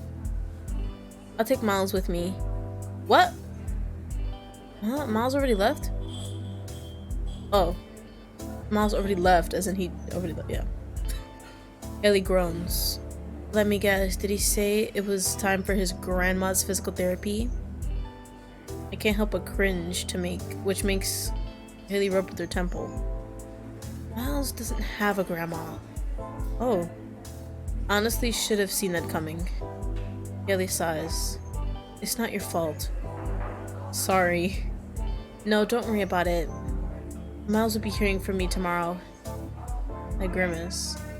I feel a little bad for Miles considering how much Haley is glowering up a storm currently. Haley takes their leave. After an hour, I start to close up the store. Noticing that we are a bit low on cups, I grab some from the back to restock. While I'm restocking the coffee bar shelves, I hear the door chime. Sorry, we're closed. I turn towards the sound of the door. Oh, don't be like that. Oh my gosh. The one day we close.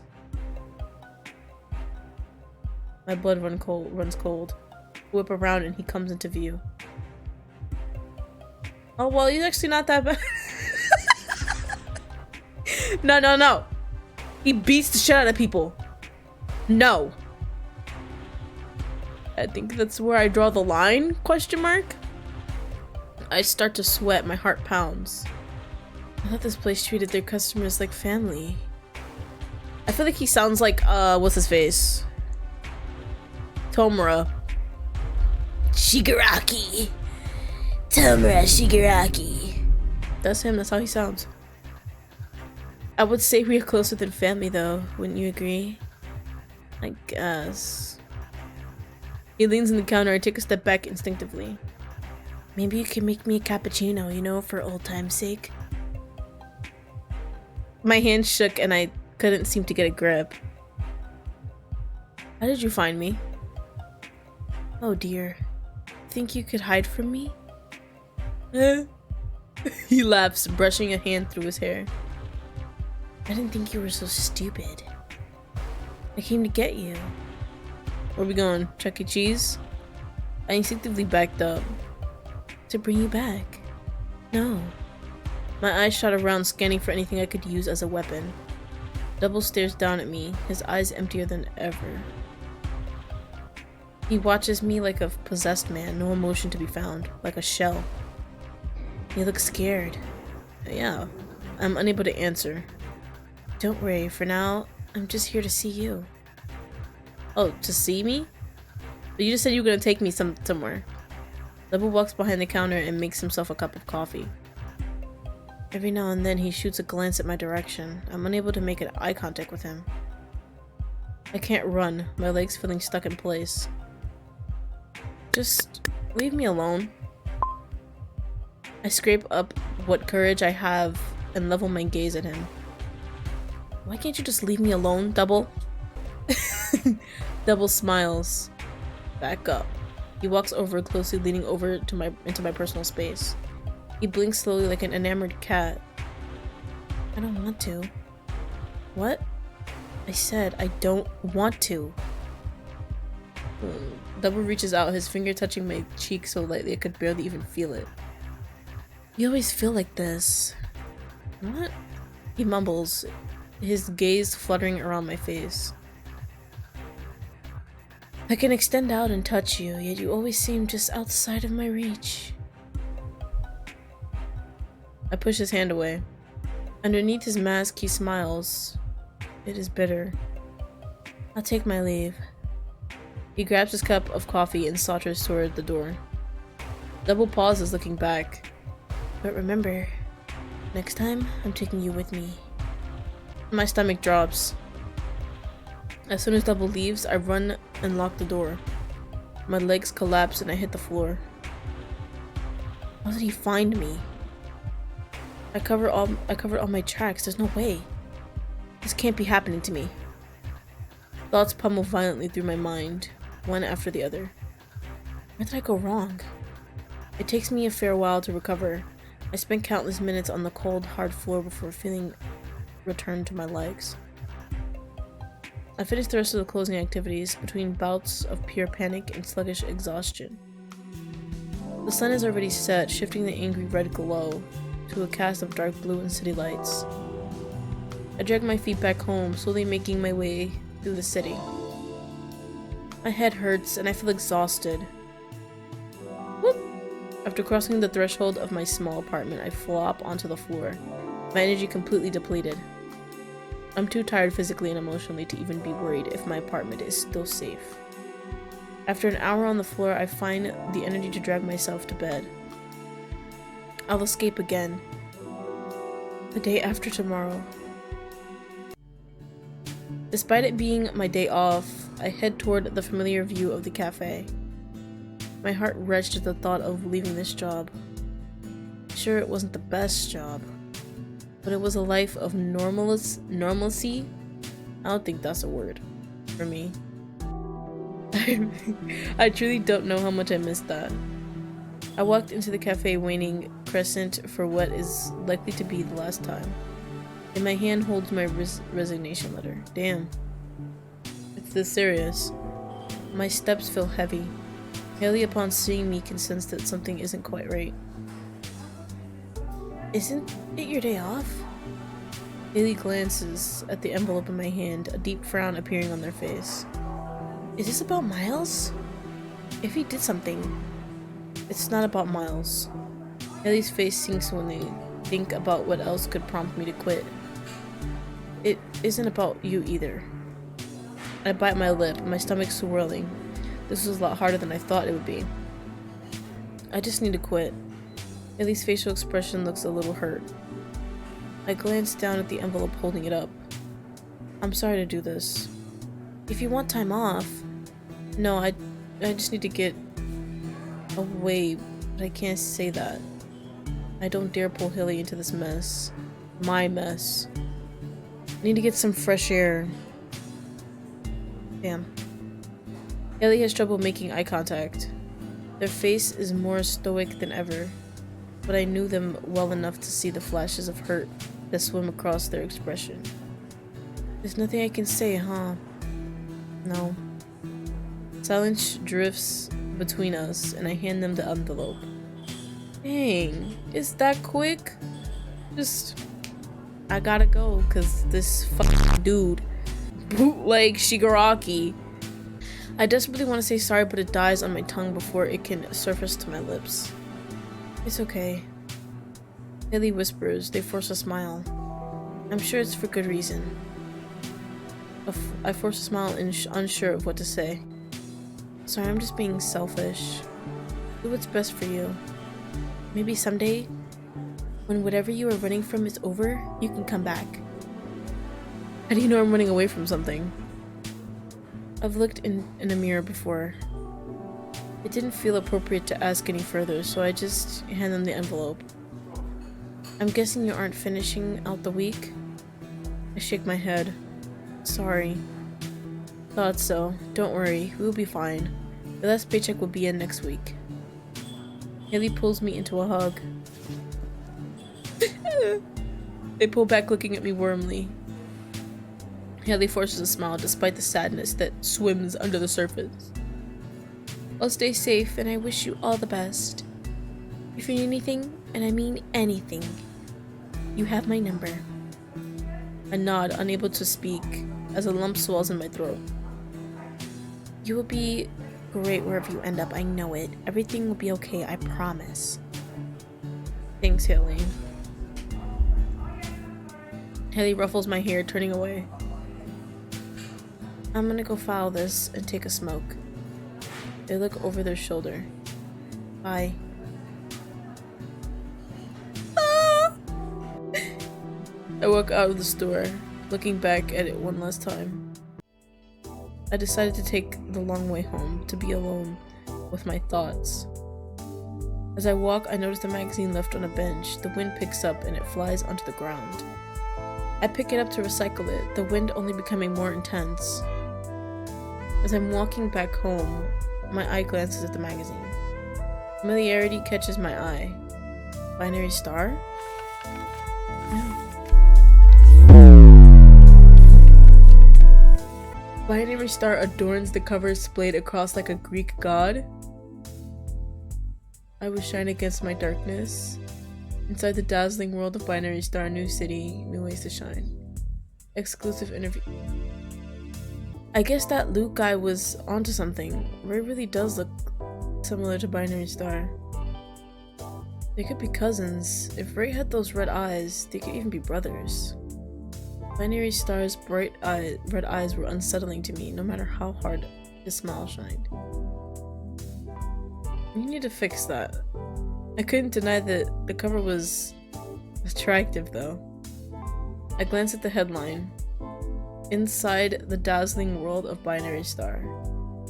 Curiosity gets the better of me and I flip to the interview. From binary stars... Okay, it's not my fault that his abs are literally right in front of the words. From binary stars time fighting for world peace to his new city, our favorite hero tells us everything. Everyone's favorite hero has moved home base and is more popular than ever. From posing for the newest names in vogue to defending cities from alien attacks, binary star's brilliance never seems to fade. Today we had a chance to sit down and talk one-on-one with our favorite hero from the stars. Despite being everyone's favorite hero, you seem to have been taking a new look recently. This new dangerous and, dare I say, sexy look is driving fans wild. Can you tell us what inspired this change? Binary star. Binary star gives a polite laugh. Well, I wanted to show a new side of myself to the fans. I think citizens can lose interest in heroes because we may come off as ostentatious. I want to show that we are human too. I'm not gonna say nothing.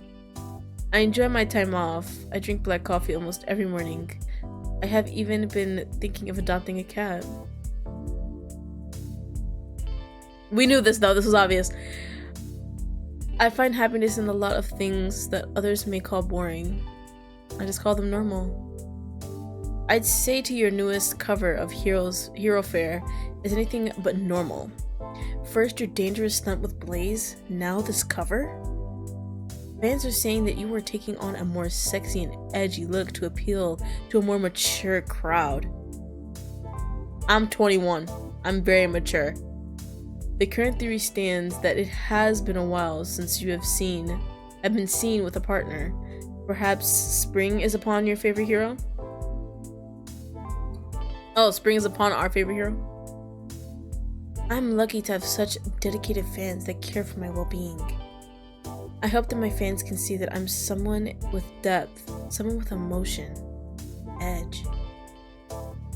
Binary Star gives a coy smirk, although I can't say that my change wasn't inspired by a special someone. Suddenly the ground begins to shake. What? Is an earthquake happening? My footing becomes uneven as the ground is jolted in every which way. I hear a scream in the distance. Suddenly smoke rushes, encapsulating everything. Damn. I attempt to run but could only get so far before giant unearthly black shadows take form. It dawned on me what was happening. Some ungodly monster was attacking the city. The aliens, horrible creatures that destroy everything they touch. Suddenly I think of Miles and Haley on my heart, and my heart jumps into my throat. I have to help them. Run! I sprint back towards the cafe in a pure panic, knowing that it will take me closer to where the monsters roam. When I get there, the cafe has already half collapsed. God damn! My heart is beating on my chest. I swivel my head desperately. All I see is smoke. Screams surrounded me no matter where I turn. The smoke only becoming thicker. I'm not yelling. I scream. I continue to scream and sprint and search for my coworkers. Suddenly I feel a vibration in my pocket. The caller ID read Haley and I scramble to pick it up. The moment I accept the call, Haley is talking at breakneck speeds. Uh-oh. Don't come to the cafe or the West District. Are you okay? Where are you? Miles and I are safe. The minute I felt something was wrong, we hightailed it out just in time. Oh my gosh. You tell the future or something. Where the ground shakes so violently that my phone drops onto the ground. I crouch down to find it. Smoke fills my lungs, burning them. As I am crouched down, the ground starts to shake with increasing violence. So much so that I'm unable to get up. I look up. A dark shadow lurks near me? Huh? I can't help but to stare at the horrific creature. Alien. Destructive. Death. My body shakes at the sight. I crawl behind a displaced facade. It lurks closer. I try to stop myself from shaking, but it is futile. As the giant form lurks near, I cover my mouth to keep myself from screaming. It pauses. A scream further away caught its attention, the ungodly creature lumbering towards the sound, crushing and destroying as it went. I tried to get up to run, to save myself, but my knees faltered, plummeting me back towards the ground. Excuse me. I hear a voice behind me and turn around. You hear this music? I'm sorry. Do you need help? I look up to see a hand reaching towards me. A hand connected to the body of the hero I saw in a magazine not 30 minutes prior. Binary star? He smiles. Yes? Before I can stop myself, I blurt out my first thought. You look different in person. He seems unsure of what to say, but flashes a dazzling smile. I'll take that as a compliment. Oh, sorry, I didn't mean it as an insult. I can hear screaming in the distance. I look past the hero and see someone being picked up by the large creature. Maybe you should help them? His gaze doesn't falter from me. My sidekick will take care of it. You're right. Can your sidekick take care of everything?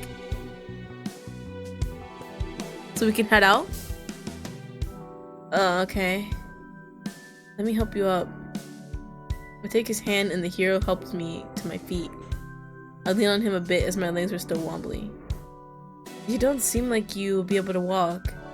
Before I can protest, the hero lifts me bridal style with ease. Looks like I have to airlift you out. Wait, Mr. Star? There are other people that probably need your help more. What?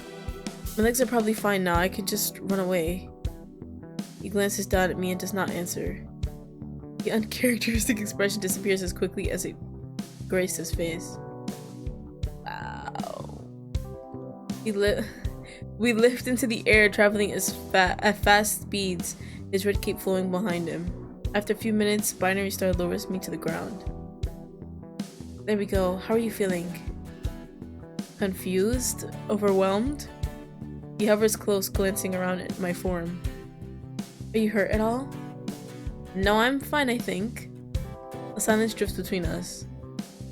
Oh, thanks for your help, Mr. Star. He smiles brightly. No problem at all. Another small silence drifts between us. I clear my throat awkwardly. I suppose I should leave then. Yeah. His hair is so short. I blink. His tone made it feel like a trick question. Yeah, I'm not sure how much heroing you will do here. This far seems pretty safe, aside from the smoke. Once the aliens are gone, the smoke will clear up. Just stay inside and try not to breathe too much of it in. I look around and start in the surroundings for the first time since we landed. This area looks really familiar. What's your name? I'd love to take you out to... What?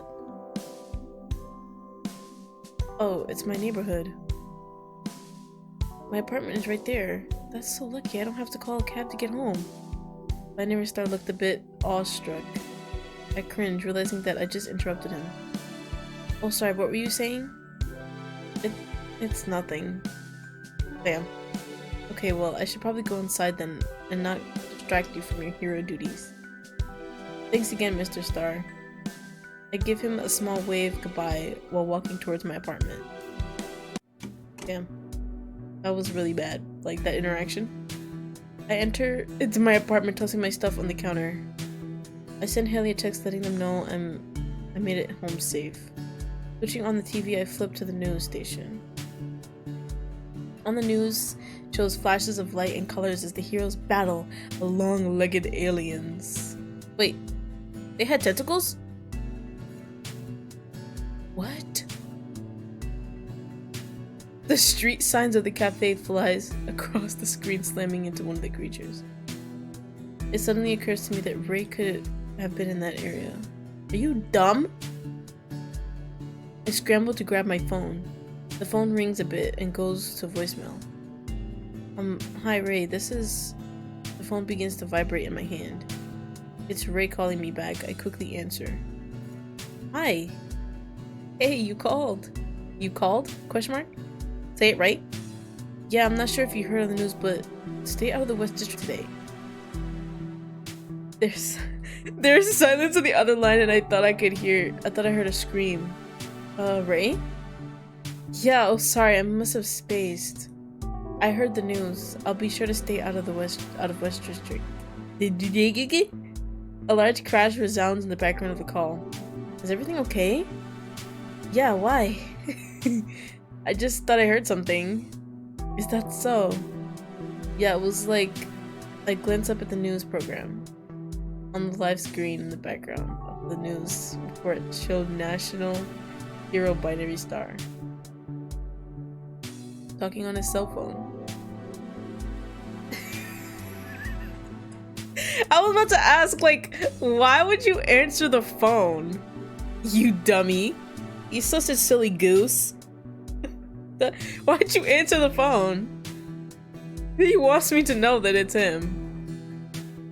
Binary Star's mouth movement lined up perfectly with Ray's voice through the screen. My mind couldn't believe what was...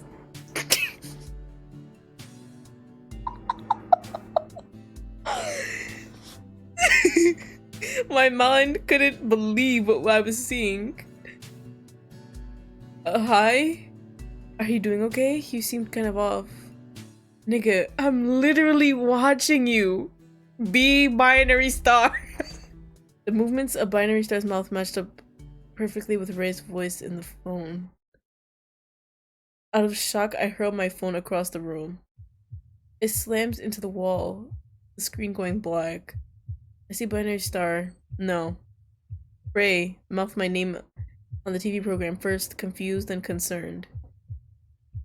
Ray mouths my name one more time into the phone, then he puts his phone in his pocket. Half a second later, a cloud of dust remained from where he once stood. Some part of me knew it would only be a matter of minutes until he was at my door. Why are we scared? What's going on? I grab my jacket and keys, running outside as fast as I can. My heart was beating 1,000,000 miles a minute, and I knew I needed space for my thoughts to process what I just discovered. I sprinted from my apartment building. Once I knew I was in the clear, my gate slowed. Dummy. Let's just think.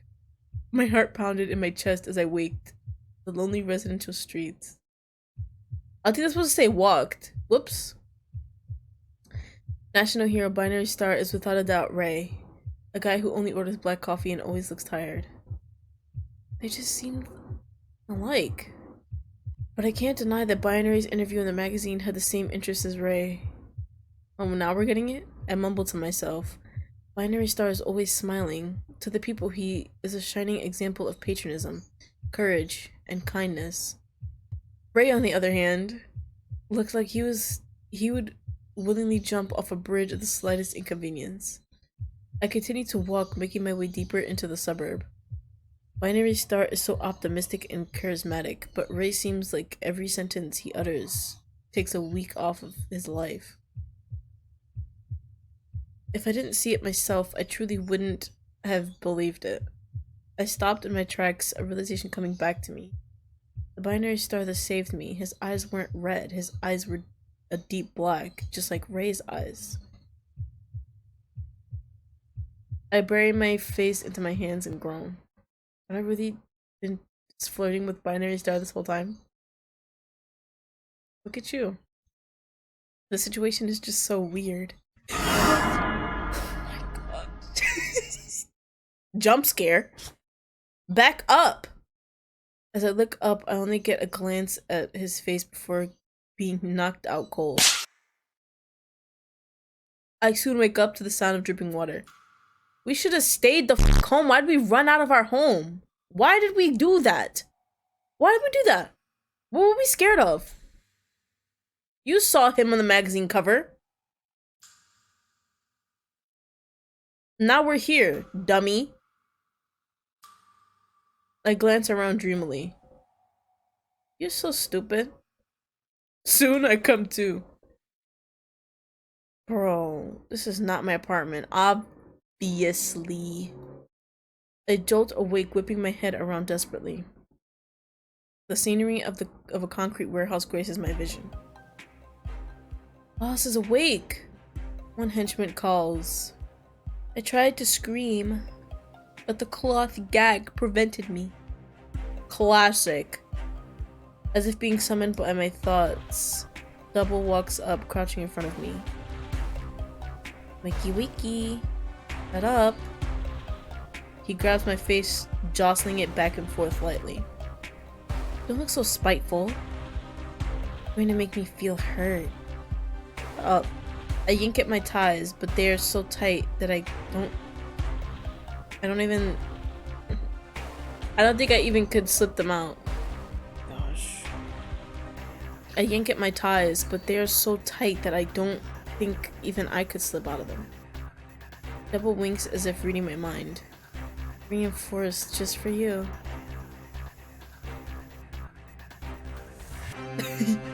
And you think I don't know you.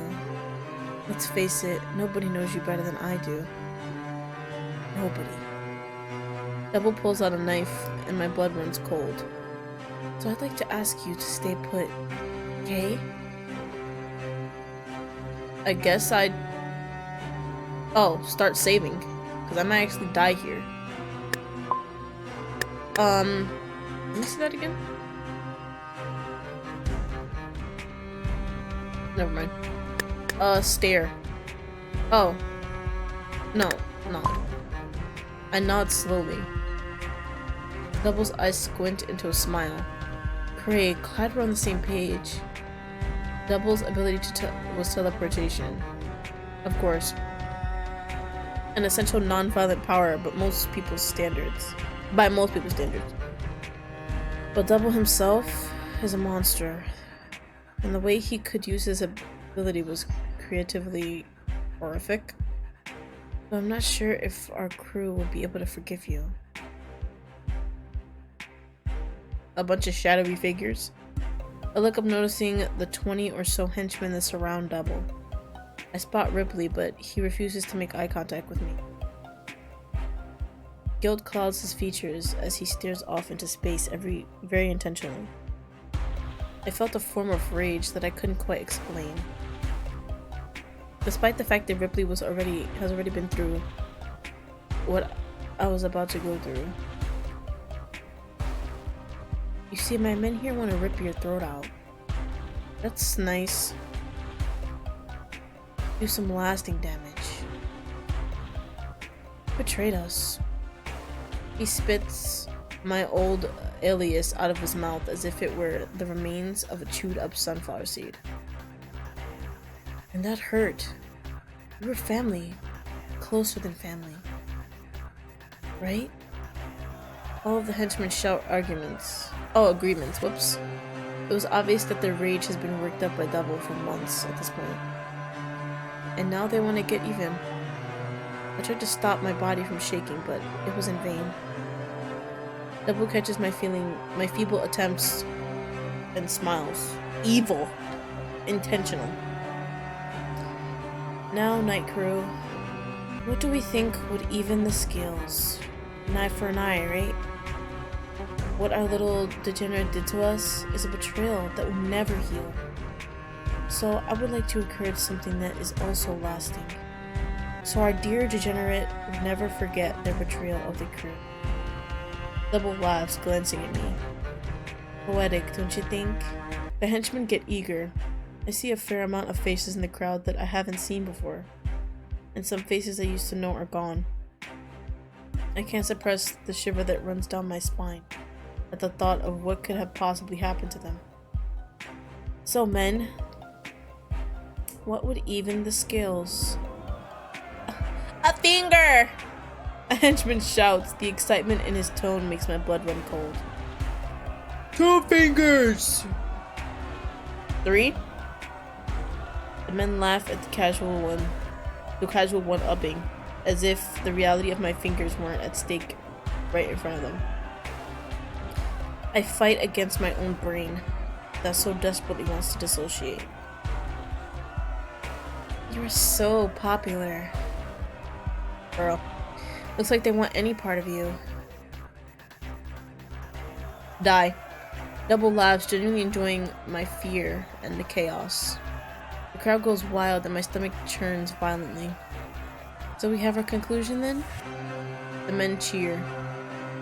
He holds out his hand, and the knife is replaced with a larger machete. Wow, we'll lose the point of the knife. Ripley, bring me ice. Double turns to me smiling. But here's the deal. He unwraps my ties, grabbing one of my wrists and slamming my hand down on the cinder block in front of me. I'm going to cut 2 fingers off. One of them I'll be keeping for myself, as a little token of penance for what you did. The other, I'll give it back to you all nicely wrapped up in an ice bag.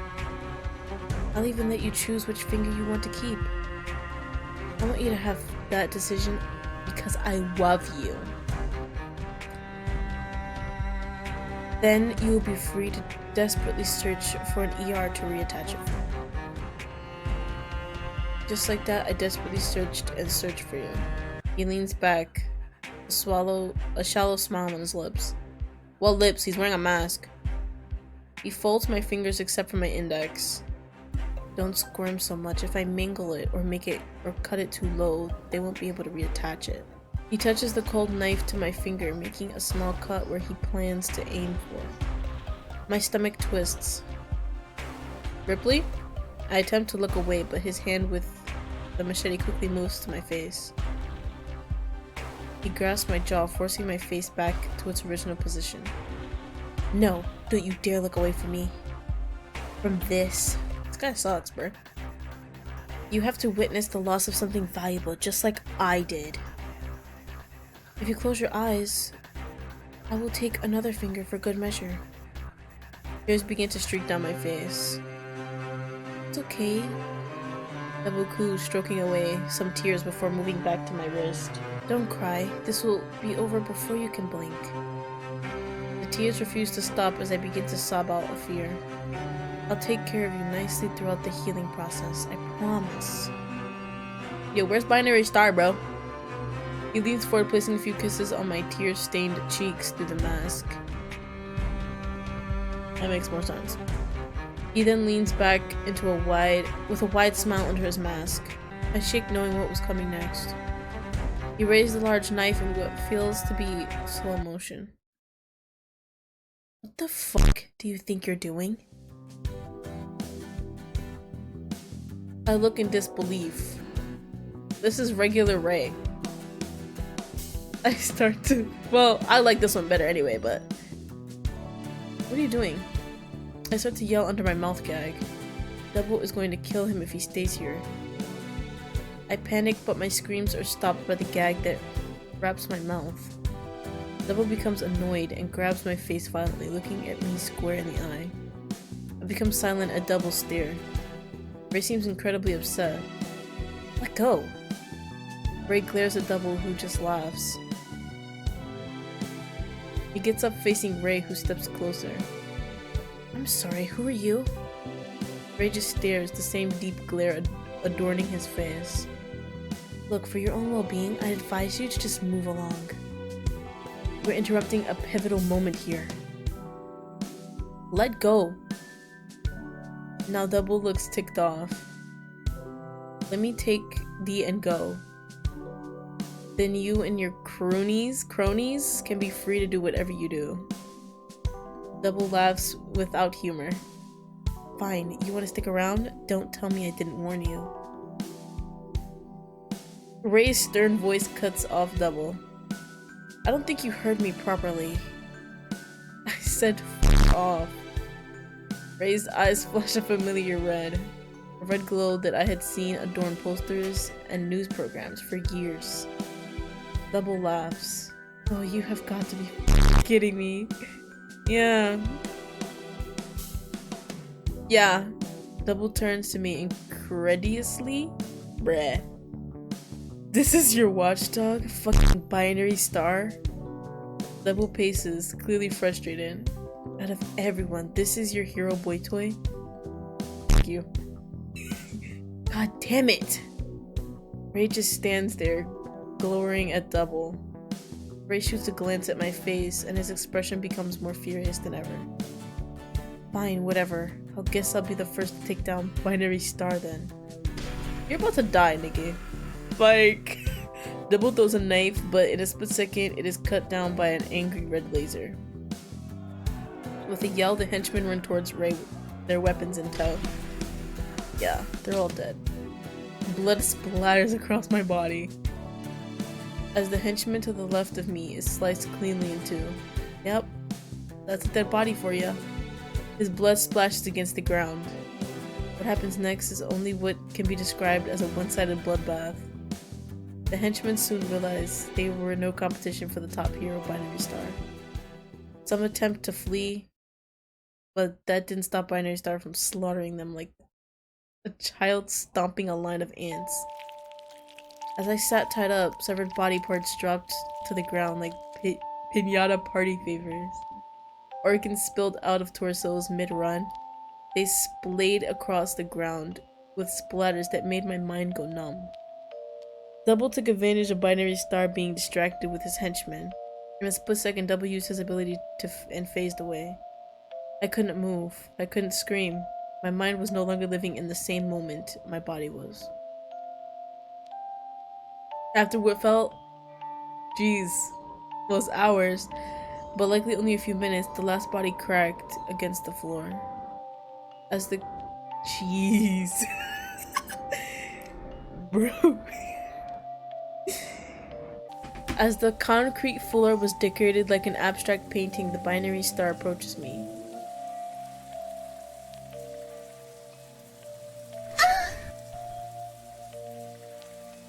He hunches down with a knife. He hunches down with the knife he picked up from the ground. With the knife, he cuts the ties from my wrists. I notice eyes are back to black. Some part of me is thankful for it. Read. But like a gun with the safety on, I feel as relieved as I can, knowing danger is only an impulse away. Yeah? Yeah? Are you okay? I can see him say something in a far-off place, but my brain does not register. He brushes my cheek with his sleeve. I can feel the wet being smeared off. I exist in a different world at this point. I can't even feel my beating heart or my uneven breath. I simply know they are there without me, and that is all. I look at his face, smeared with death. He has a peculiar expression, something I can't quite place. Don't worry, we're going to get you home. Totally. As he says my name, I try to respond, but no words surface. Do you think you can get up? Like a puppet, I try to follow his words, but the minute I stand, the world spins and I plummet towards darkness. I wake up with a start. Seeing my roof, feeling my bedsheets help to ground me. I changed into my pajamas. Oh, I helped. Hello? He's finally inside of my home. Now it's time for him to be inside. I yell in surprise, whipping my head towards the window. Aww! Cigarettes! No! Oh my gosh. There goes my happiness. You gotta be a nicotine addict.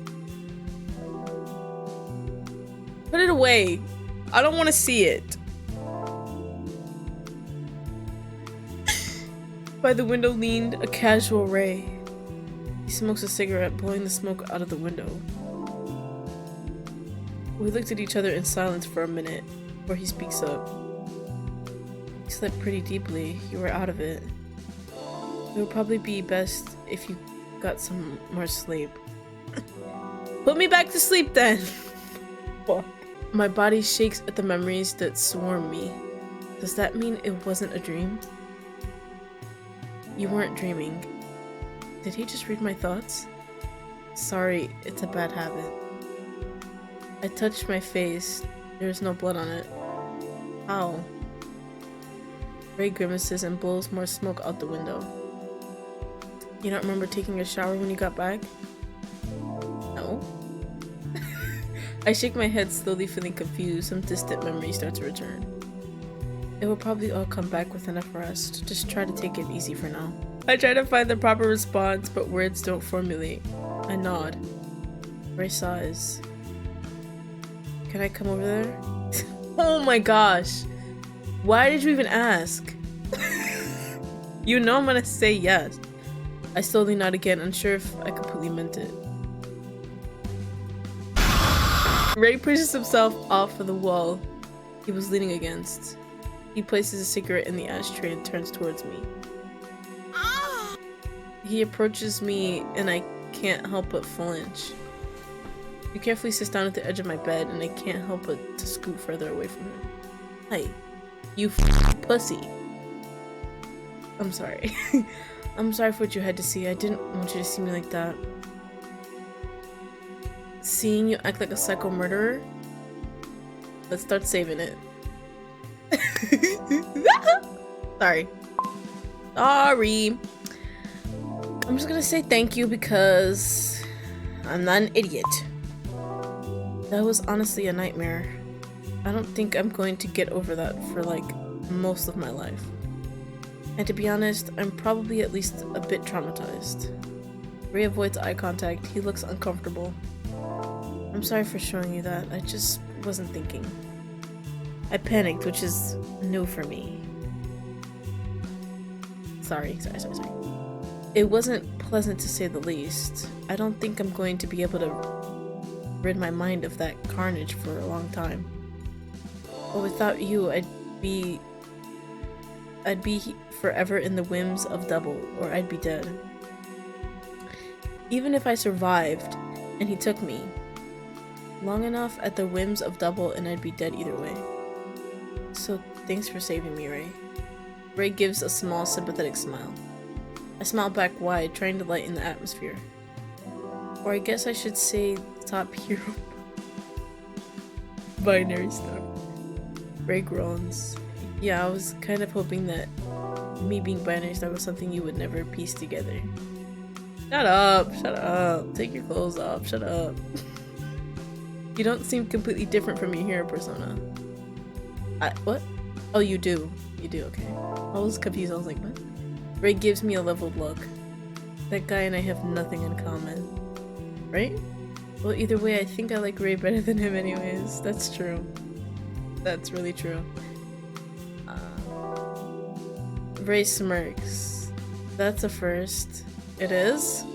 I open my mouth to reply, but I am cut off by a dull pain in my jaw. Ow. I rub it, realizing it's the place where Double grabbed me before. Damn, that tight? Shit! Ray comes closer. Let me see.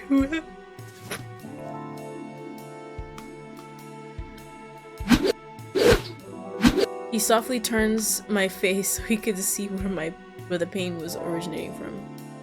His face falls into a deep frown. I don't think you want to look in a mirror for a couple days. Damn. I already don't do that though.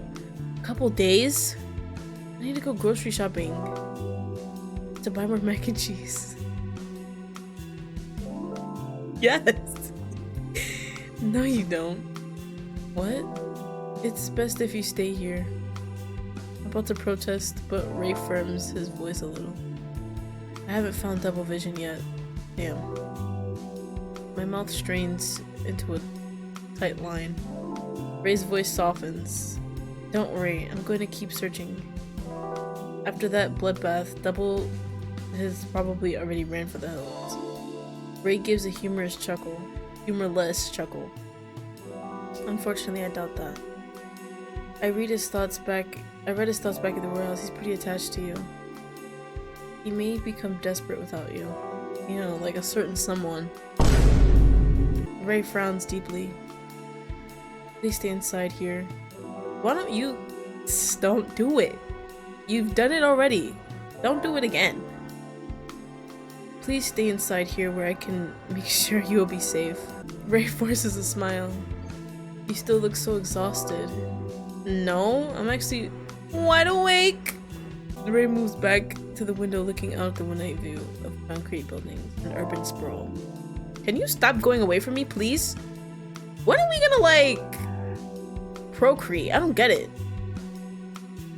He pulls out another cigarette, bringing it up to his lips. Try to get some sleep. No! Put me to sleep. I'll keep an eye out on you until I have to go to work. I'm gonna cry! I'm actually gonna cry! Because he keeps doing this. Stop! Please! Stop! Please? I'm getting upset by the hour, by the day. I don't want to end this until stuff happens. I soon become taken by the exhaustion of the day and drift off to sleep. Fucking stupid, dumb idiot. I wake up to the sense that I dreamt about Ray. I drowsily look around the room. Ray must have left for work already. Part of me was a little disappointed. That's what You're not making this any better though. You keep like... Oh my god. This is our bed? Oh my gosh. Oh my gosh. I get up and inspect the fridge. It was pretty empty, so I settled on eating some leftovers. Throughout the day, I shift between watching TV programs, playing on my phone, and reading a book. After a few hours of being lazy, I can feel the exhaustion setting in. The sun is beginning to set. I decide to do some stretches to keep the blood flowing. The blood flow to my legs. Hello? Morse code? I wouldn't know what that said. When I glanced at where the noise coming from, I noticed a small black cat at my window. How did the cat get 5 stories up? Wait, I immediately opened my window and grabbed the cat, bringing it into the apartment. Hello, kitty. Oh my god. What are you doing here, kitty?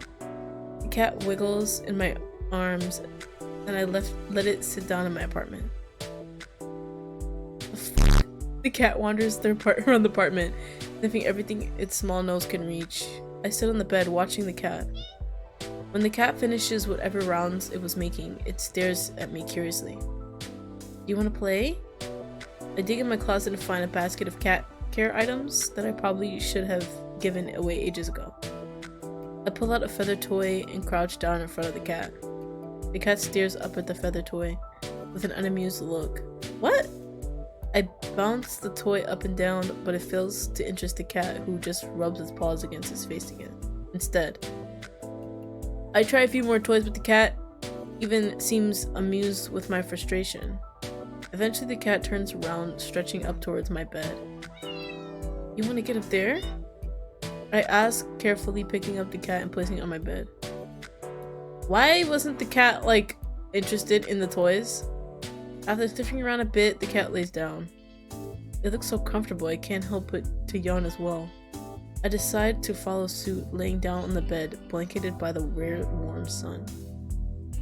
That is so weird. The cat gets up and walks over to me. The cat curls up next to me, its soft warmth comforting me. How did you get here? You must be pretty agile to find your way up 5 stories. Bro! I mumble to the cat. The cat gives a soft meow, almost looking proud of its accomplishments. And I pet. As I pet and talk to the cat, it purrs in response.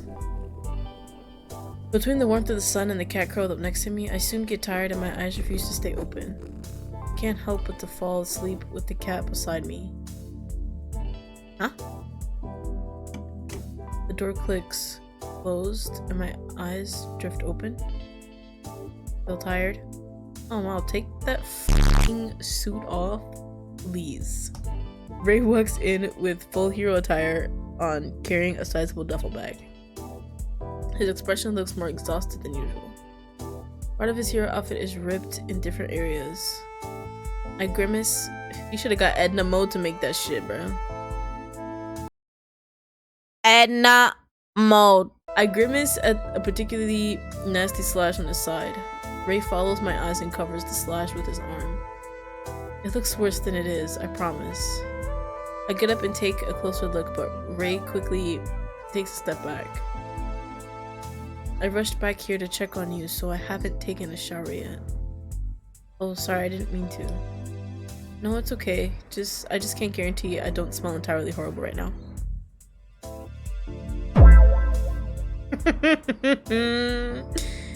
Yo, bro, this slow burn, it's hitting.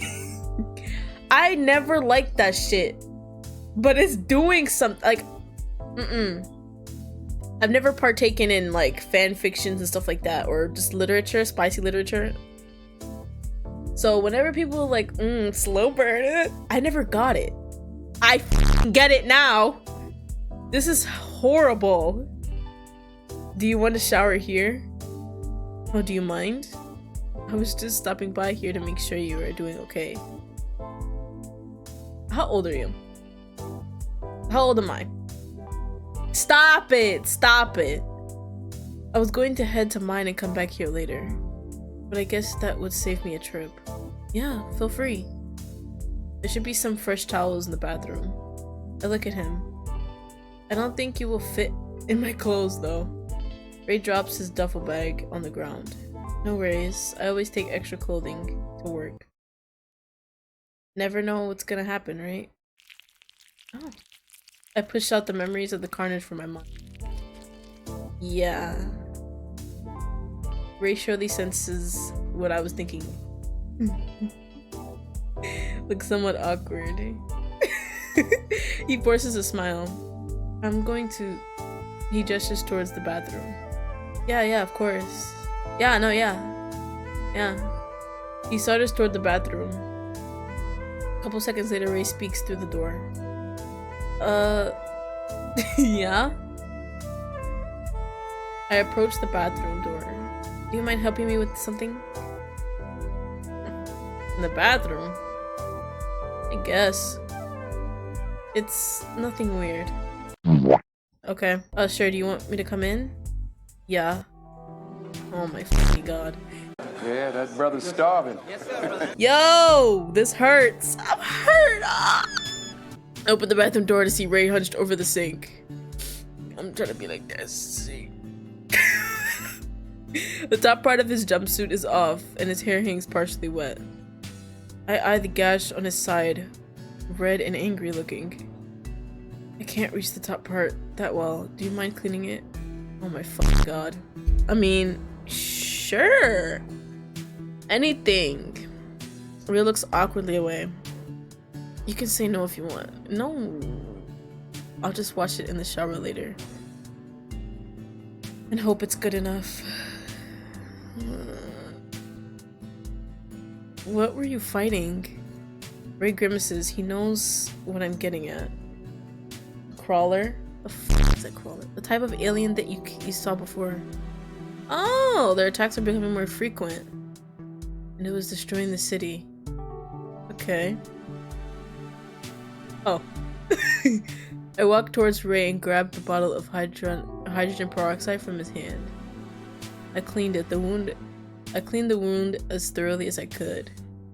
Ray doesn't even flinch at the touch of the hydrogen peroxide.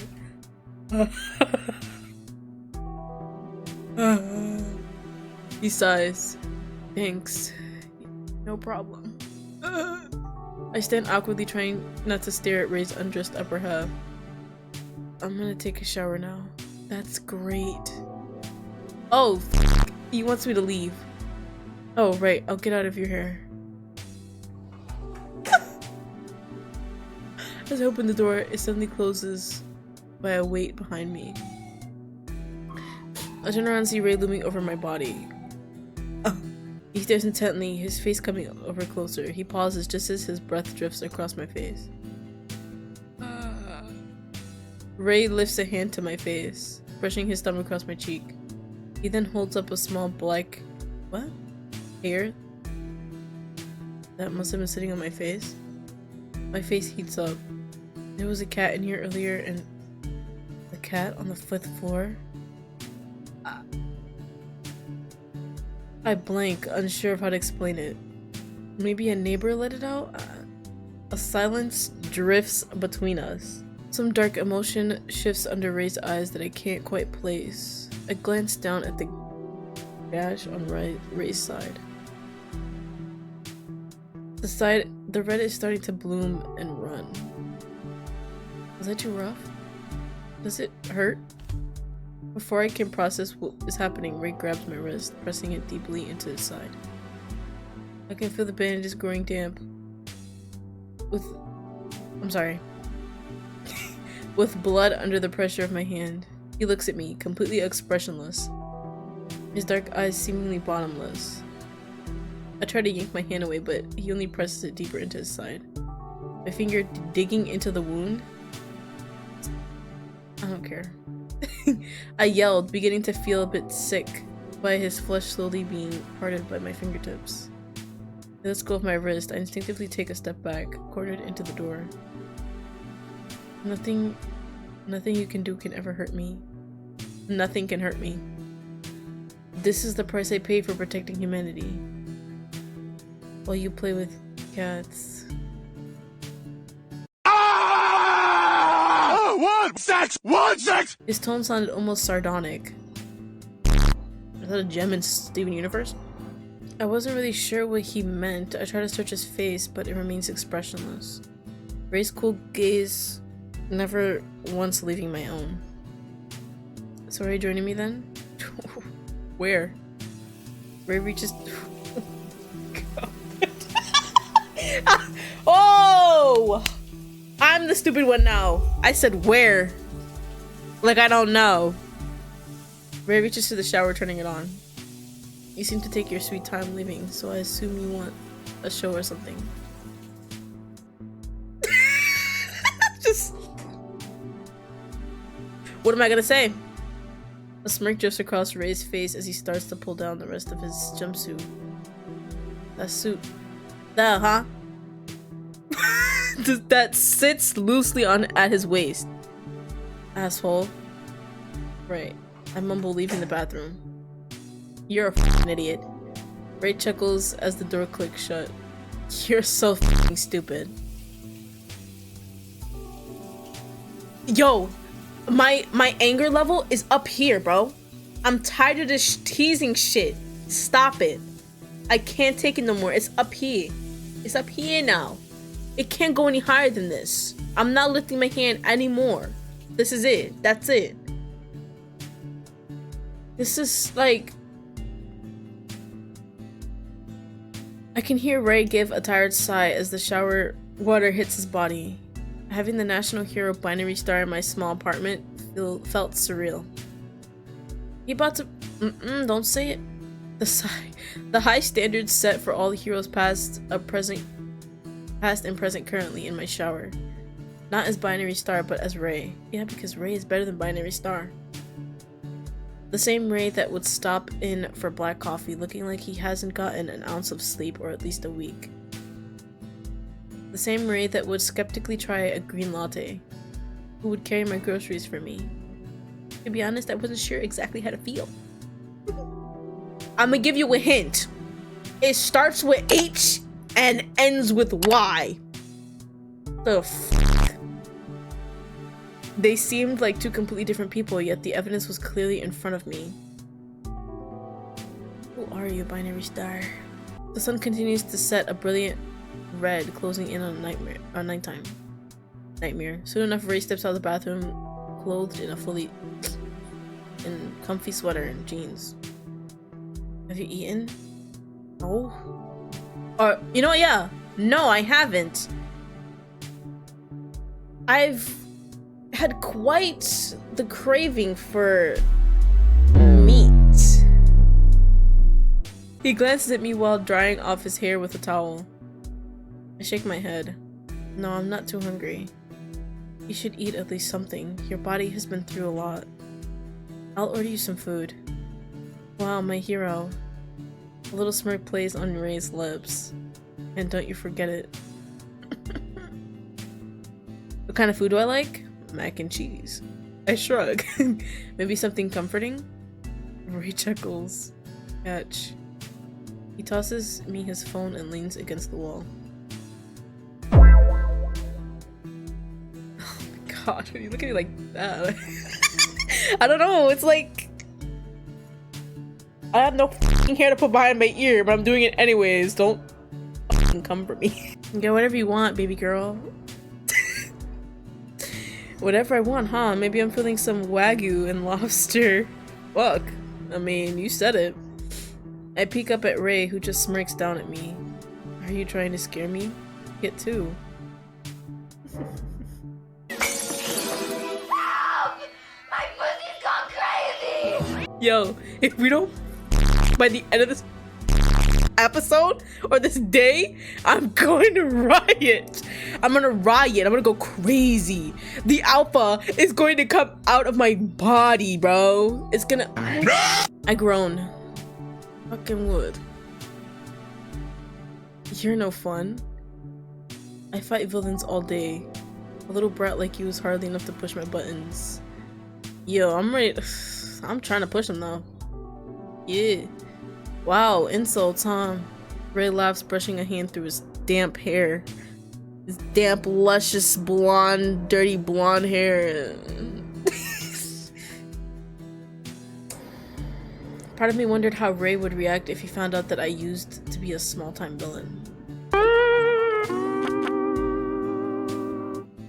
When he pushes his hair back, I noticed his pierced ears. Kinda strange for a hero like you to have their ears pierced. You think so? It doesn't really fit the hero image. Yeah, I guess it's not. When did you get them pierced? Sometime when I was a teenager. So you're like in your 20s. I don't remember when, to be honest. Went through a rebellious phase, huh? Something like that. They were so strict at the NAHA. It was hard to not be a shitty rebellious teenager at least one. A lot of people get recruited into being a hero, but we're basically one from birth, huh? I was talented like that. Did you still get to do like normal kid things? Ray's face falls for half a second before snapping back to its original expression. Of course, my childhood was pretty normal. Even boring. Somehow, I don't get the feeling that you can be the judge of what normal things are. As I'm pretty sure lattes aren't usually green. Rude. I hold up his phone as if I will throw it. Ray chuckles. It was a joke. So funny, oh my gosh. I glare at him, phone still in the air. Okay, I'm sorry. I didn't mean it. I'm sure you had a very normal upbringing and turned out very normal from it. Yeah. I lower the phone and Ray sits next to me on the bed. Okay. I hand his phone back. Whoops. You didn't order anything? No, I'm not hungry. Not for food. I can just do it on my own phone. I don't want to have you spend money on me like that. It's... God. Ray rolls his eyes. I'll go out and pick you up something then. You're so... like... There's some food in the fridge. I'll just find something from there. Oh, brother! Get the f back to the bed now! You're bothering me. Our character is bothering me.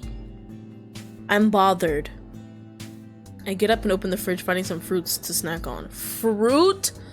Oh my gosh. Ray narrows his eyes at the small amount of food but doesn't comment. I sit on the kitchen counter and start to eat the fruit. You're so f***ing lame. So what are those alien things anyways? Ray sighs. We aren't really sure. Every couple of weeks they send one or two more. Lately it has been happening with more frequency. I don't want want to talk about this.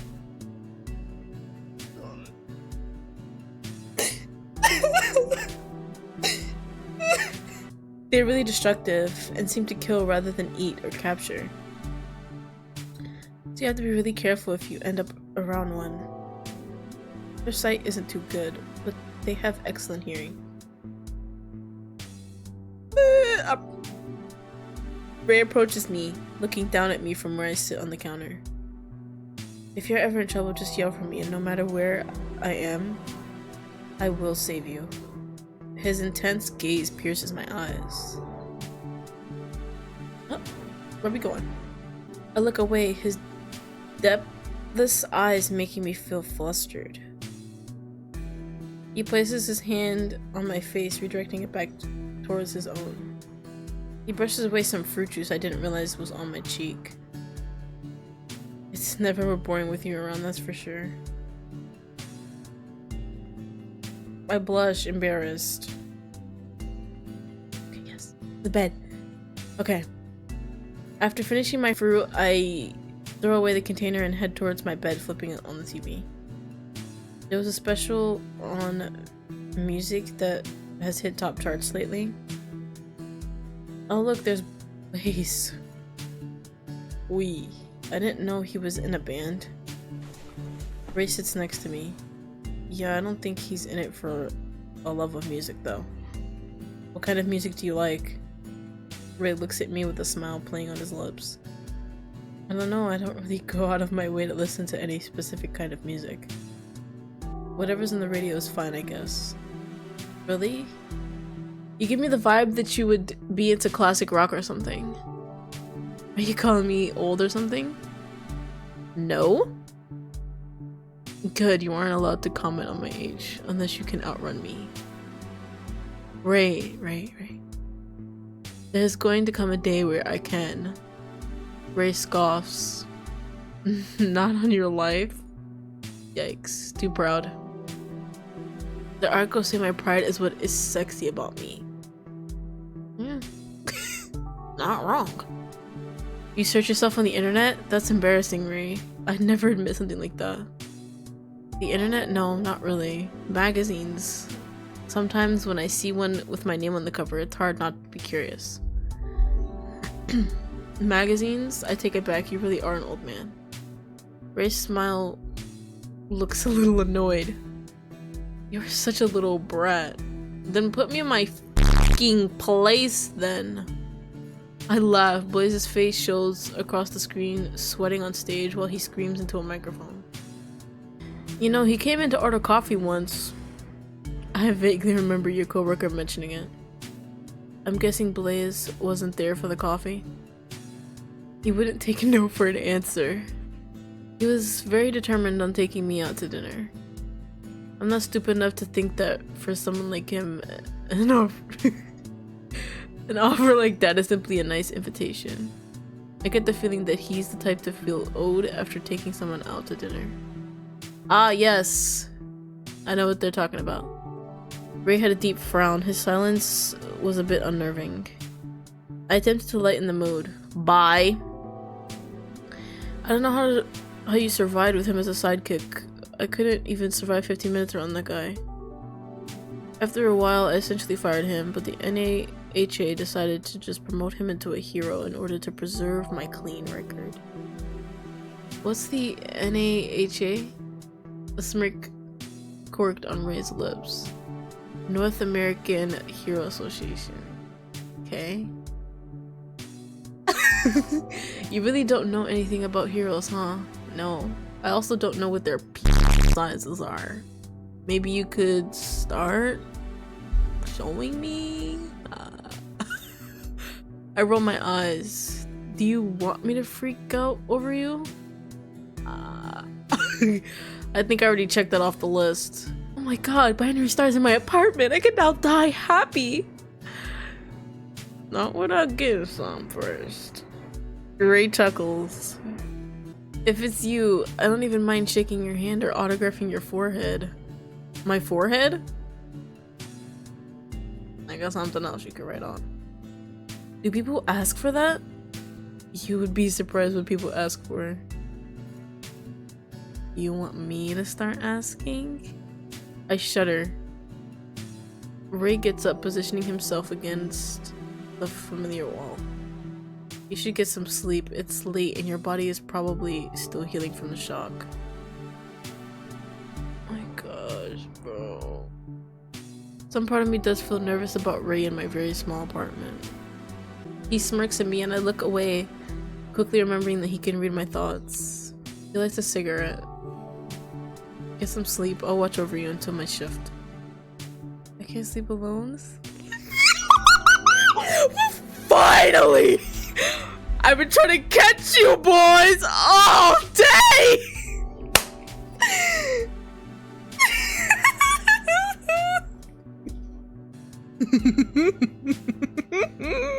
Okay. Shh. Shh. Try to drift off to sleep. You fucking lie. This one. Ray, I can't sleep alone. Pookie? Oh my gosh. Excuse me? I'm too scared to sleep alone. Wait, should I have saved?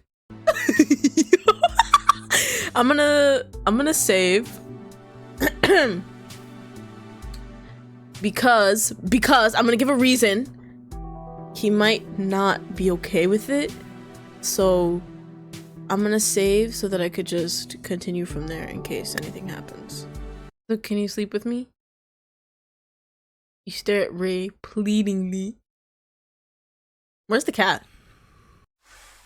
Ray sighs. He puts out his cigarette and closes the window. He approaches the side of the bed. I have to report to the office in a few hours, so I won't be able to stay all night. That's fine. Just till I fall asleep? Please?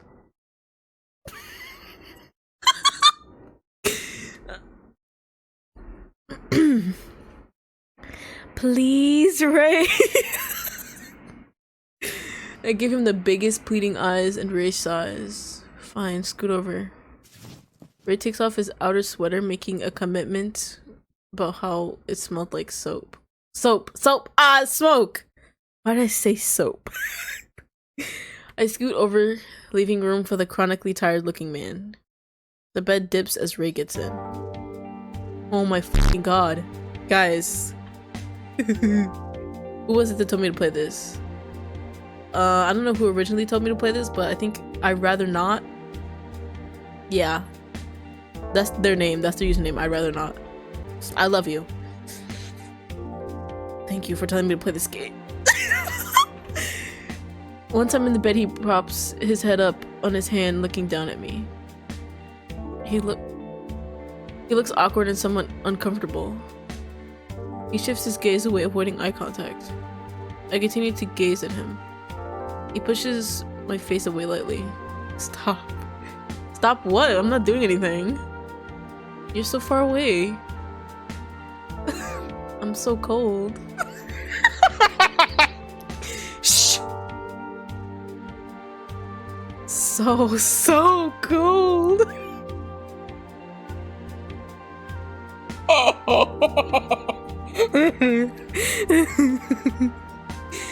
It's almost like I'm all alone. I feel like maybe I'll get scared again.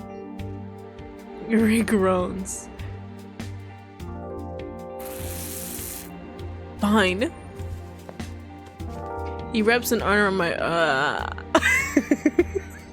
He wraps an arm around my waist, easily pulling me closer into him. His chest feels firm and warm, patting by his sweater. Huh? Wow. His face feels firm and warm, patted by his sweater. So that's what you were hiding under that frumpy sweater, Mr. Ray. It's not frumpy. And don't think shit like that when you're this close to me. Shh. Hey, it's not like I asked you to read my thoughts. It's not like I want to. It's hard not to when you're this close. Pervert.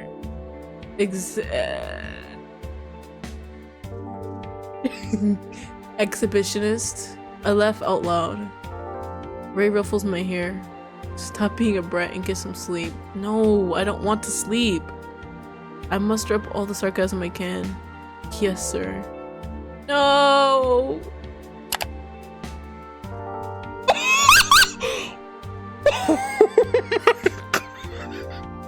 I'm over here. No! I don't want to go to sleep. No! I'm not gonna read it, but it's gonna be on the screen. How do I explain what's happening for people who like are far away from the screen? You know, sometimes a person who has male genitalia is interested in a person. Sometimes that part will move on its own. That's what's happening. I'm not gonna explain anymore. I shoved my... Oh my gosh. All of a sudden now we're adventurous. I shoved my body closer to his. Don't play with me. Don't play with me. I am not the one. You need to sleep. That's crazy. I don't need to do anything. You know what I need? Yes.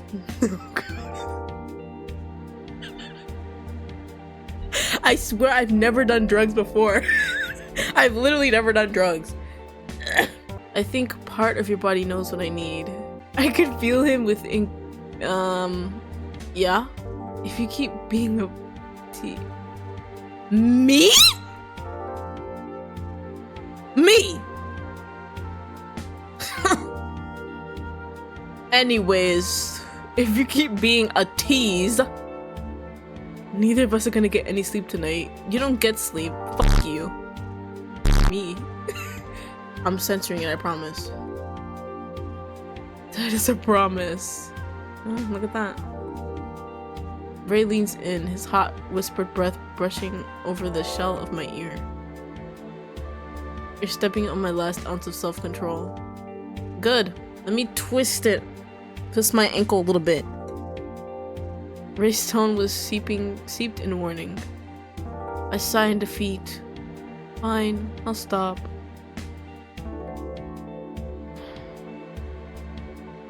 Ray pats my head slowly, weaving his fingers into my hair.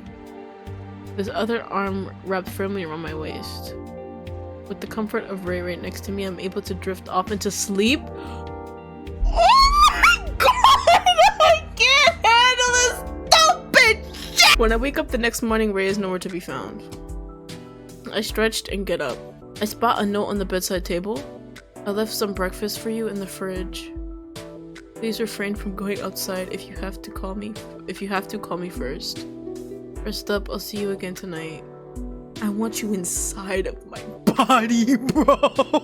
It's like I want to peel my fucking skin off. Sorry. I told y'all. Or I might as well say it now. This is it. This has awoken the beast side of me. Yeah. This is how I act normally. Before that was me holding the back. This is me. This is the full me. I noticed an additional note at the bottom. P.S. I didn't get a single wink of sleep thanks to somebody. Yo, I'm literally in love. I spend most of the day sitting around and reading and flipping through TV. There was a special showing on heroes. Despite Binary Star being rated top hero, there wasn't actually much information about him. His parents died when he was young, and so he was taken in by a top hero at the time, Steel Sheriff. Steel Sheriff lovingly raised him as a normal boy, also training him into the hero that we know today. I decided to search Steel Sheriff on the internet to learn more about him. 10 reasons why Steel Sheriff is a true golden age hero. Steel Sheriff is reaching his 60s, but even in retirement he isn't slowing down. All the top results were articles felt very PR driven. I decided to go to check social media and get a better understanding of common opinion. The first result that appeared was a thread from a couple weeks ago that amassed 120k likes. Steel Sheriff got away with everything.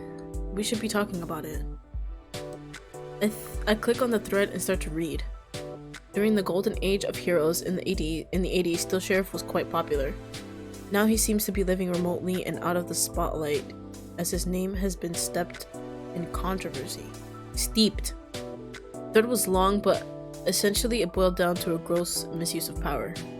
Still Sheriff had been accused of many sexual assaults and worse.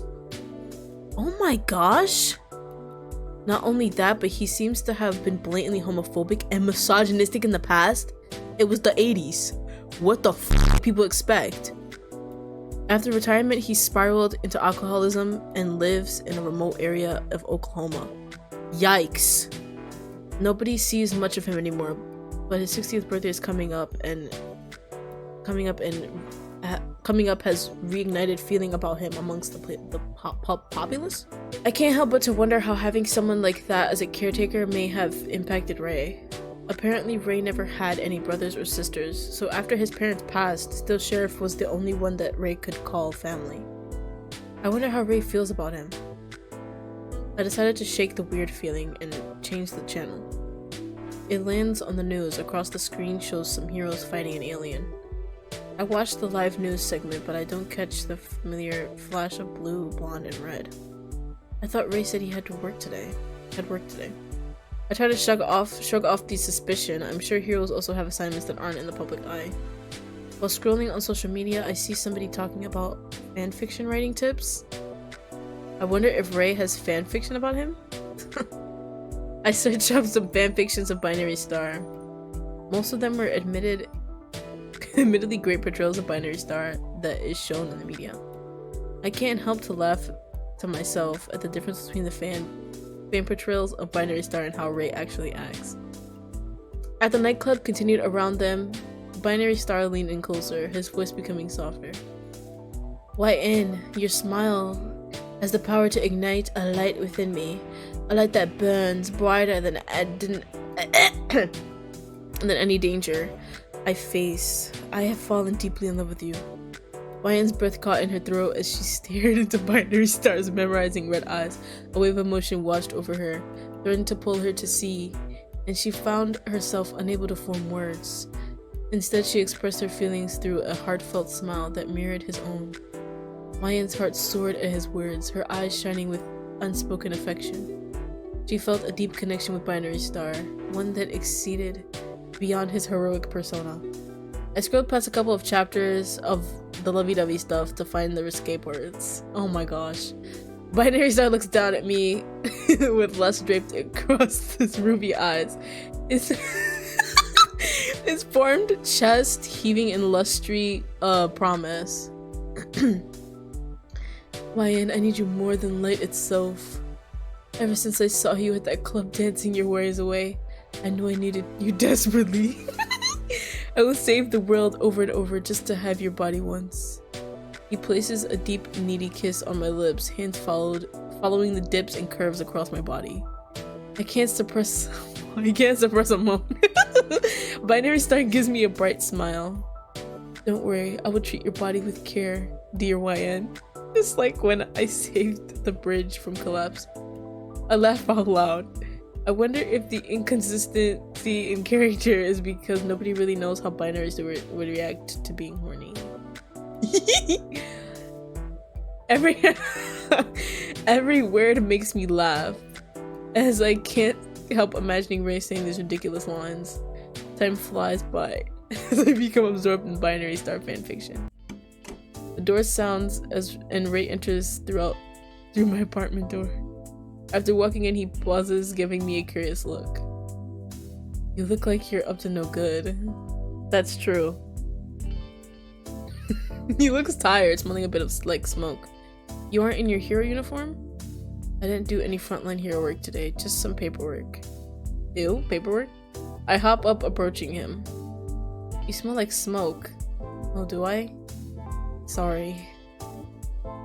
There was a fire nearby the office. It must have settled in my hair. Mind if I take a shower here? I don't give a fuck. Sure, you know where the towels are. Thanks. Maybe this time I can actually join you. Ray showers and the smell of soap fills up the apartment. Damn. I put on some music and open up the window to let some fresh air in. I think back to the news on the TV earlier today. Where's that cat, by the way? It kind of just popped up and then left. It is a little weird that a building fire wasn't featured. Ray gets out of the shower, drying his hair off with a towel. Ray, I think I'm going a little stir crazy? What the fuck is that? I don't know how much more time I'll be able to stay cooped up inside. Ray grimaces. I know, I'm sorry. I'm just worried something will happen to you and I won't be able to find you. I was actually thinking, in the meantime, until we find Double, would you move in with me? Let me get the choice? My place is larger so you can move around a bit more. It also has better security so you won't have to feel worried about staying here. I chew on my lip. I don't know. What do you mean you don't know? That's kind of sudden. What do you mean that's kind of sudden? He pats my head. I guess that was a bit sudden, sorry. Maybe just think about it? I don't think it's very safe for you here. As long as Double is around and knows where you live, there is a chance that he can come get you at any time. And honestly, this scares me. There isn't much. Ray's phone buzzes. Why? Sorry, I have to take this. He picks it up, leaving my apartment. My heart can't stop pounding at his offer. What the hell? That was so sudden. He isn't wrong that I'm in a very worrying position. But abandoning my apartment to move in with him seems extreme. Who cares? After a half an hour or so on the phone, I can hear the front door close. Ray returns inside. Sorry, some work stuff. No worries. Have you eaten yet? I shake my head. Of course not. Not yet. Can I make you something? What? You do not have to cook me a meal in my own apartment. I don't mind. He walks toward the small kitchenette. To be honest, I enjoy cooking. I don't get a lot of opportunities to cook for someone else. So I'd like to, if that's okay with you. I don't care, once again. I guess so, I just feel bad. I should be cooking for you. No. Ray gives me a little smirk. I'm not sure if I trust your cooking. You act like I'd poison you. I'm impervious to poison, so you wouldn't do any damage to me with that mentioned. You say that as if I can do damage to you in other ways. Ray just smiles as he starts to chop some vegetables. I watch him in the kitchen as my music plays in the background. He was surprisingly skilled at cooking. Soon enough, dinner was made and I sit down at the table with Ray. Bro, I'm trying to... The veggie pasta smells delicious. Veggie pasta though?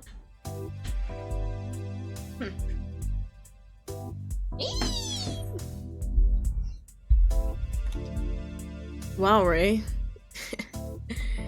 I'd like to be saying that in a different place though. I don't want to say that here. He looks proud of his work. I dive in. I mumble a thanks for the meal, start eating. Bruh. Wow. Ray laughs. The pasta was incredibly good. If you have any preferences, let me know. I can cook just about anything. This is so good. I'd be happy with this again. Noted. I make quick work of dinner, not realizing how hungry I got. After dinner, I tried to do the dishes, but Ray ended up helping anyways. It was a strange feeling living together, even though we technically weren't. Bro. When cleanup was done, we sat and chatted about various things. Oh god, it's okay. It's nighttime. maybe tonight? Like... My place has a pretty large kitchen and it does feel like a shame not to use it. So I try to make the most of it.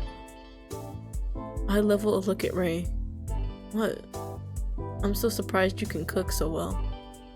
I have other skills outside of saving citizens in distress, you know. I read about some of your skills earlier today. I joke. Ray gives me a skeptical look. Is that right? I pick up my phone and click on a random binary star fanfiction I was reading earlier. Oh my gosh.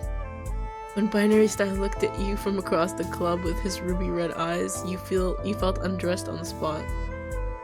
Grabs your hand, taking you through the quieter hallway where he pushes you against the wall. His plush lips encapsulating your own. Binary Star pulls back, heat in his eyes. Heroes have to blow off some steam too, and you look just like the citizen to help. He whispers huskily. What the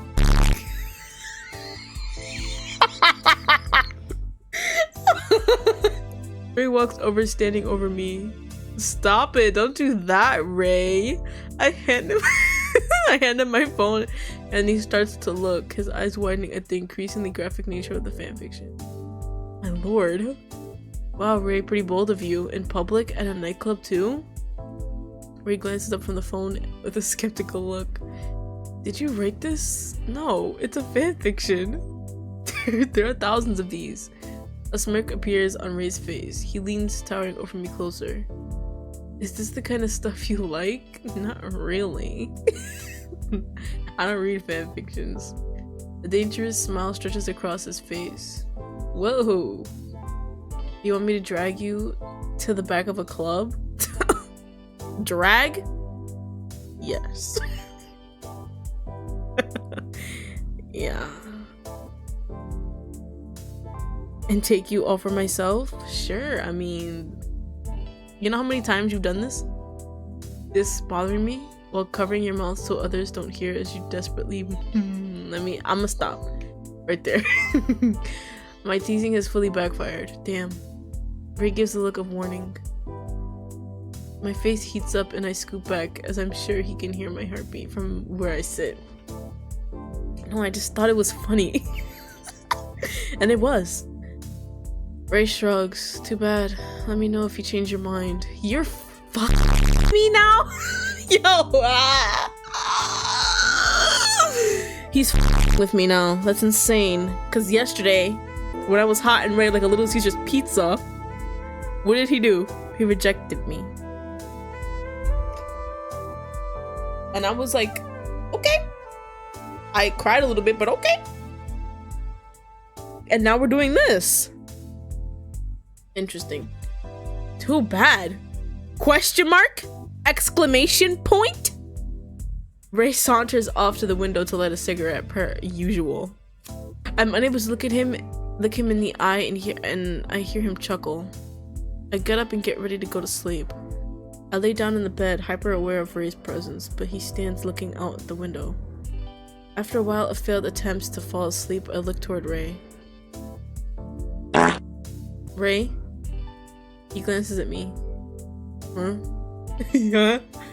Can you cuddle with me until I fall asleep? A small smile plays on his lips as he puts out his cigarette. Sure. He walks over. Oh my gosh. Taking off his sweater, I'm sorry. This shit is like bothering me. The bed dips and he drapes his arm around my waist. There was some comfortability with Ray that I wasn't used to. With him, I felt safe.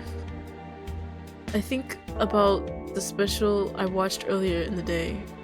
Don't ask the stupid shit! Ray? Yeah? Was being with Steel Sheriff hard?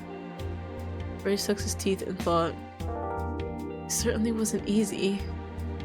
He wasn't a good person, probably still isn't. We don't talk anymore. When was the last time you talked? Maybe 6 years ago or so?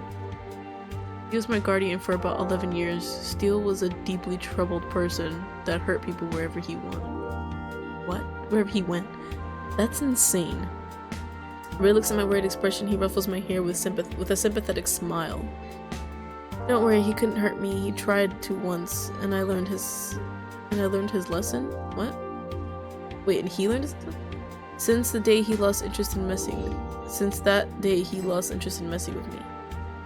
Steele's the kind of trash that only punches down at people who won't fight back.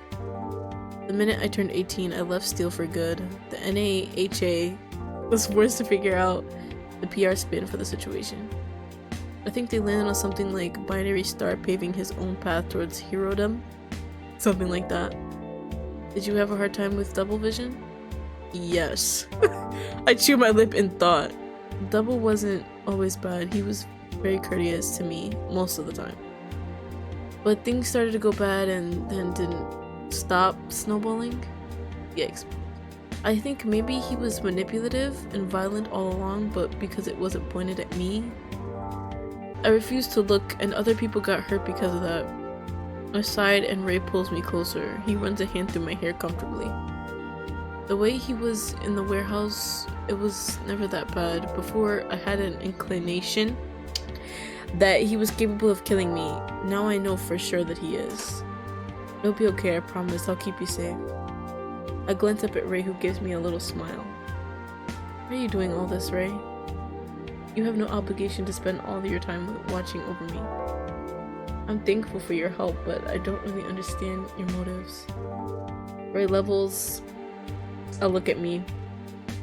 A silence crosses over us as Ray studies my face. You don't have to say why if you're uncomfortable. Sorry. Ray places his hand on my cheek, pulling it softly so I face him.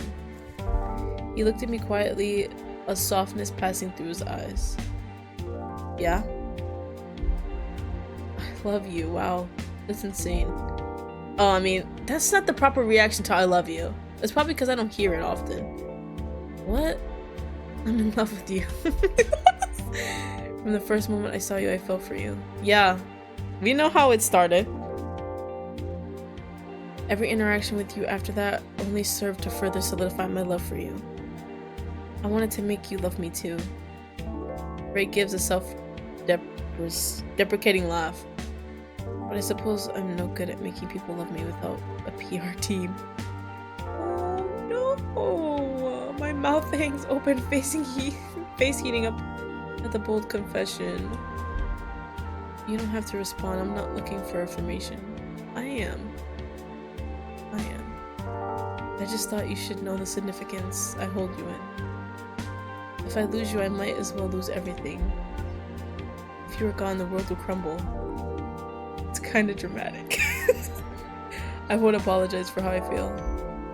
I glaze up at Ray. It feels somewhat surreal that Ray, binary star, just confessed his love for me. I continue to stare and his face starts to blush and he looks away. What is it? Nothing. You really love me? Don't repeat it while staring at me like that. You really love me? You love me? He's embarrassed. Not embarrassed. I'm not embarrassed. You're so insufferable. I laugh and Ray's expression softens. He touches my face again, looming over closer. Ever closer. I think that's what it said. You are so unbelievably perfect. Yeah. You know, just that. Can I kiss you?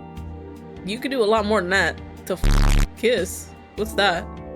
My heart leaps out of my chest, Ray's face so close to mine I could almost feel the heat rolling off his skin. Oh my gosh. You're dumb. Why'd they even give me the so I got some sense of control. Like I nod slowly and Ray's hand moves to the base of my head. He leans in softly, pushing his lips to mine. His fingers weave into my hair and I can feel him sigh. When I don't pull back, Ray deepens the kiss. My heart is hammered in my chest. I become greedy at the sensation of Ray's lips gently colliding into my own. I want to taste him. Like a lollipop. My fingers reach up, wrapping into the collar of Ray's shirt. I pull him closer. His hand tightens in my hair in response to my action. I push my tongue against it. Wow. Sorry. I push my tongue against his lips and he parts his, brushing his tongue against my own. He groans and pulls back, a small smile forming on his lips. I look up at him. I look up at him hungry. We should probably stop. We should. I'll have a harder time stopping myself later on. Don't really give a fuck. I can't. His black eyes are filled with warning. Oh my gosh. Okay, fine. Good, thank you. He leans down, placing a kiss on my forehead. You should try and get some sleep. You look exhausted. I could be exhausted, is what you should be saying. I look exhausted? Ray, you look like you haven't slept in weeks. I don't really get much sleep. Obviously. Do you think you can sleep in with me tomorrow? Ray gives a little smile. We'll see. Try to get some sleep. You too, Ray. I cuddle into him and his arms tighten around me. With the comfort of Ray's tight hold, I fall asleep in no time.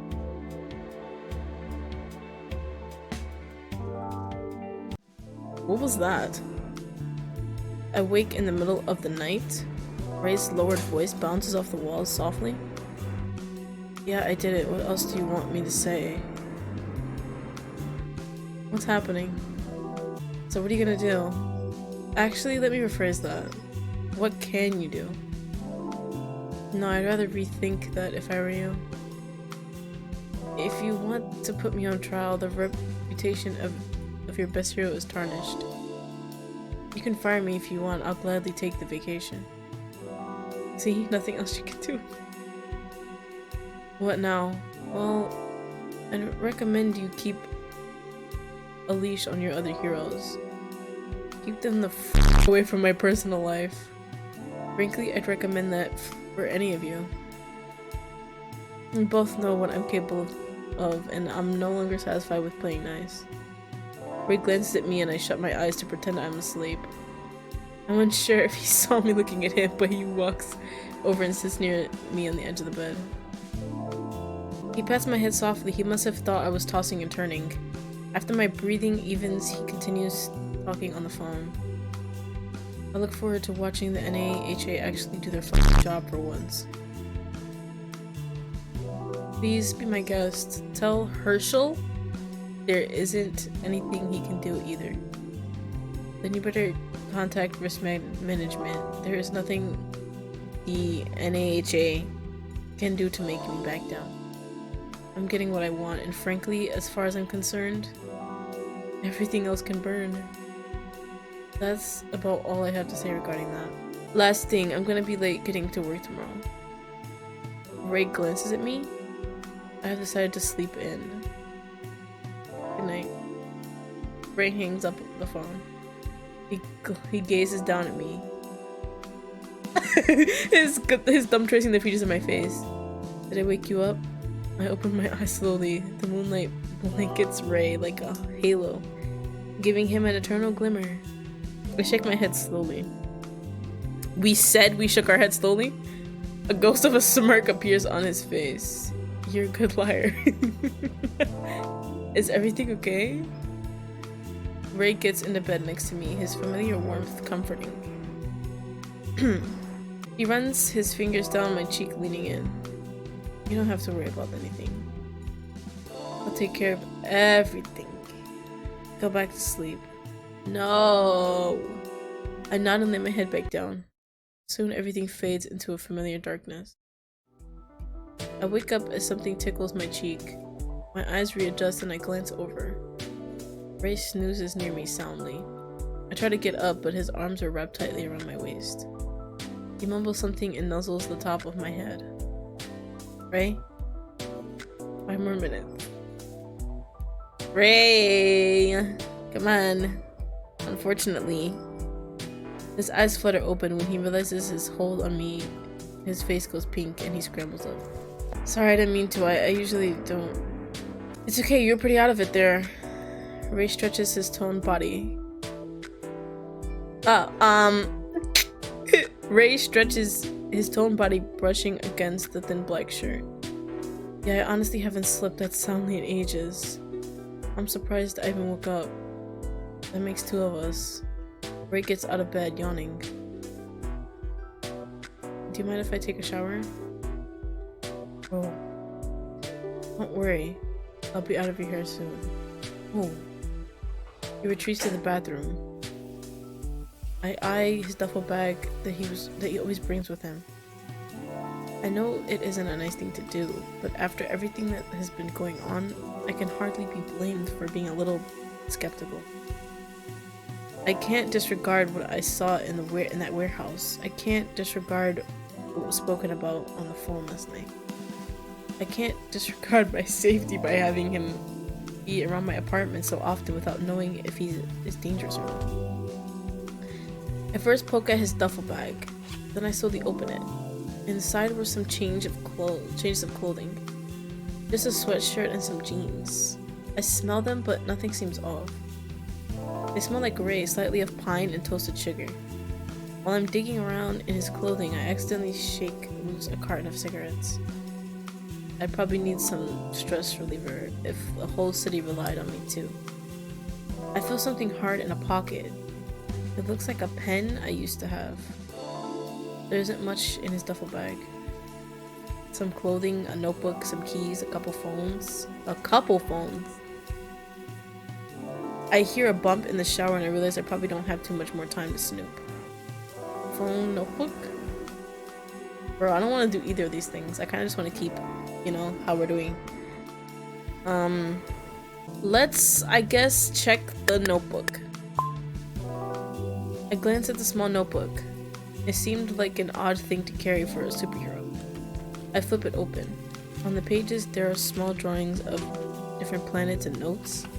The drawings and notes go on for pages and pages.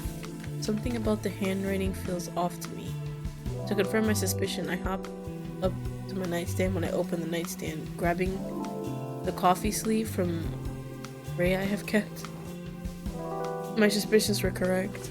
The handwriting on the coffee sleeve and the handwriting from the first good chunk of pages in the notebook are not similar at all. What? As the pages continue, the handwriting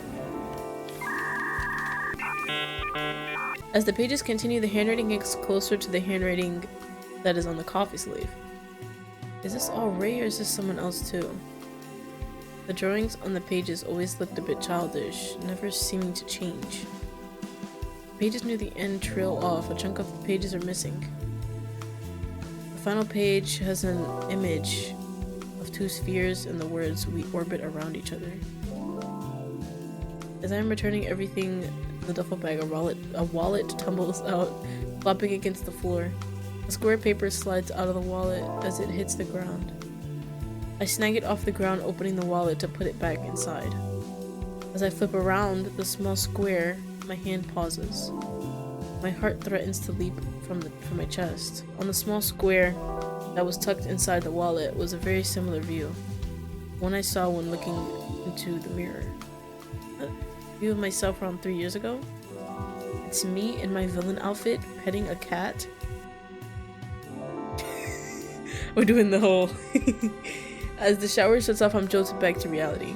I shove the picture back inside of the wallet and bury it back into the bag, zipping it up just how it was before.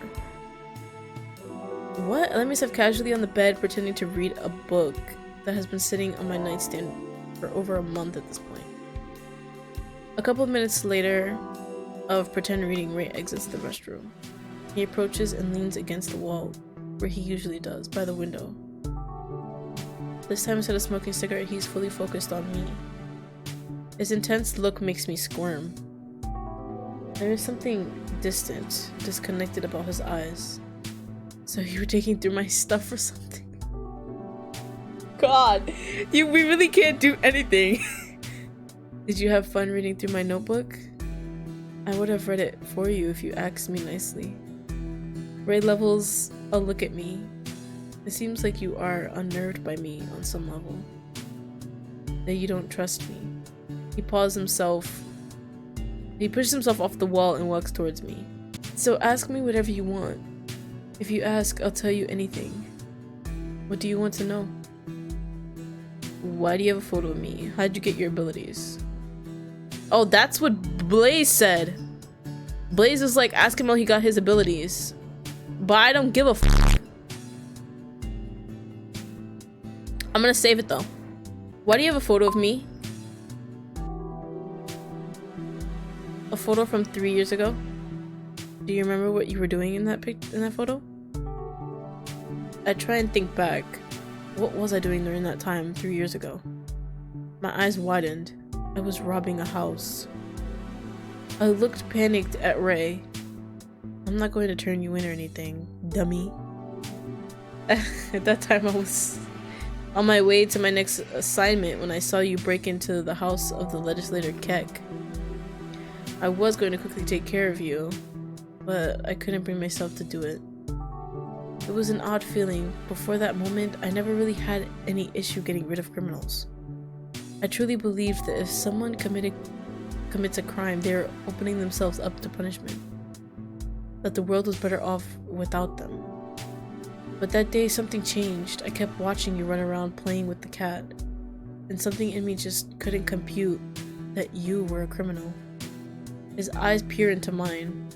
You had a bag of everything you came here. What? You had a bag of everything you came there in hand. All the jewels, money, blackmail. So without a doubt, you were a criminal. But I couldn't get myself to dispose of you. So I became curious. I kept trying to predict where you would hit next, just so I could catch a glimpse at you. Sometimes I was right, sometimes I was wrong. Stalker. Ray laughs. I guess I became a little obsessed. You broke my ideals and I had to figure out why. Why didn't you say anything? I couldn't just talk to you. If you, a petty criminal, knew that you were on Binary Star's radar, you would have disappeared from the city, possibly even the country the next day. But eventually you disappeared anyways.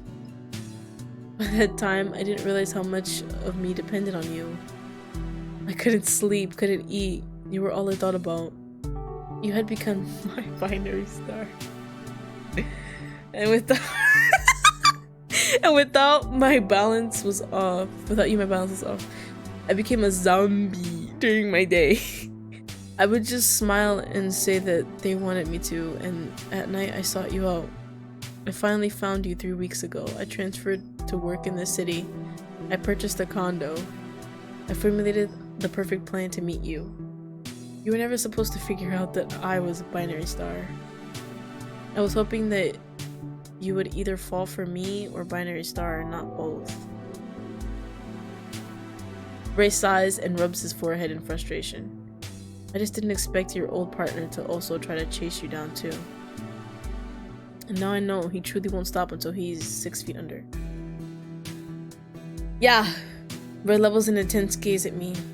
After 3 years, I came to the conclusion that you are what matters. Not crime, not justice, not criminals or villains or civilians or even Earth itself. It's you. Ray levels his gaze at me so closely I feel like I could hear his heartbeat if I focused hard enough.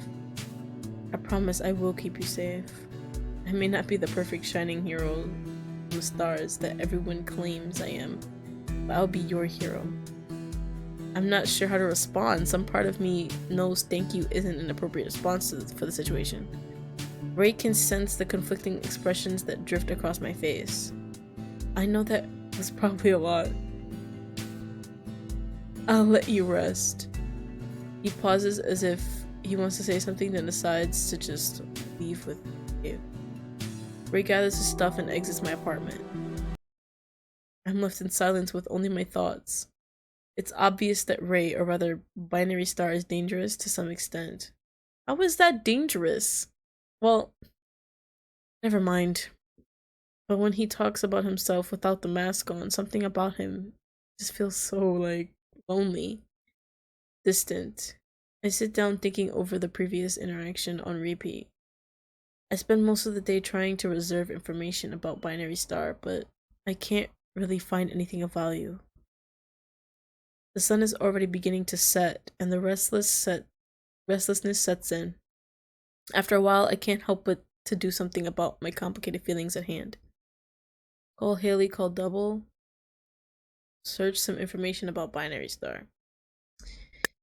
Alright. Now, this is clearly longer than the itch page says it is. So, you know what we're gonna do? I apologize that I have to stop it here. Maybe somebody's like, oh, it's gonna get good right after this. And it's like, Damn. And I stopped the video like an idiot. If you guys liked this video though, and would love to see a part 2, give that like button a little smooch, right? And subscribe for more games and stuff like this. And not like this, I guess. And with that being said, I will see you guys next time.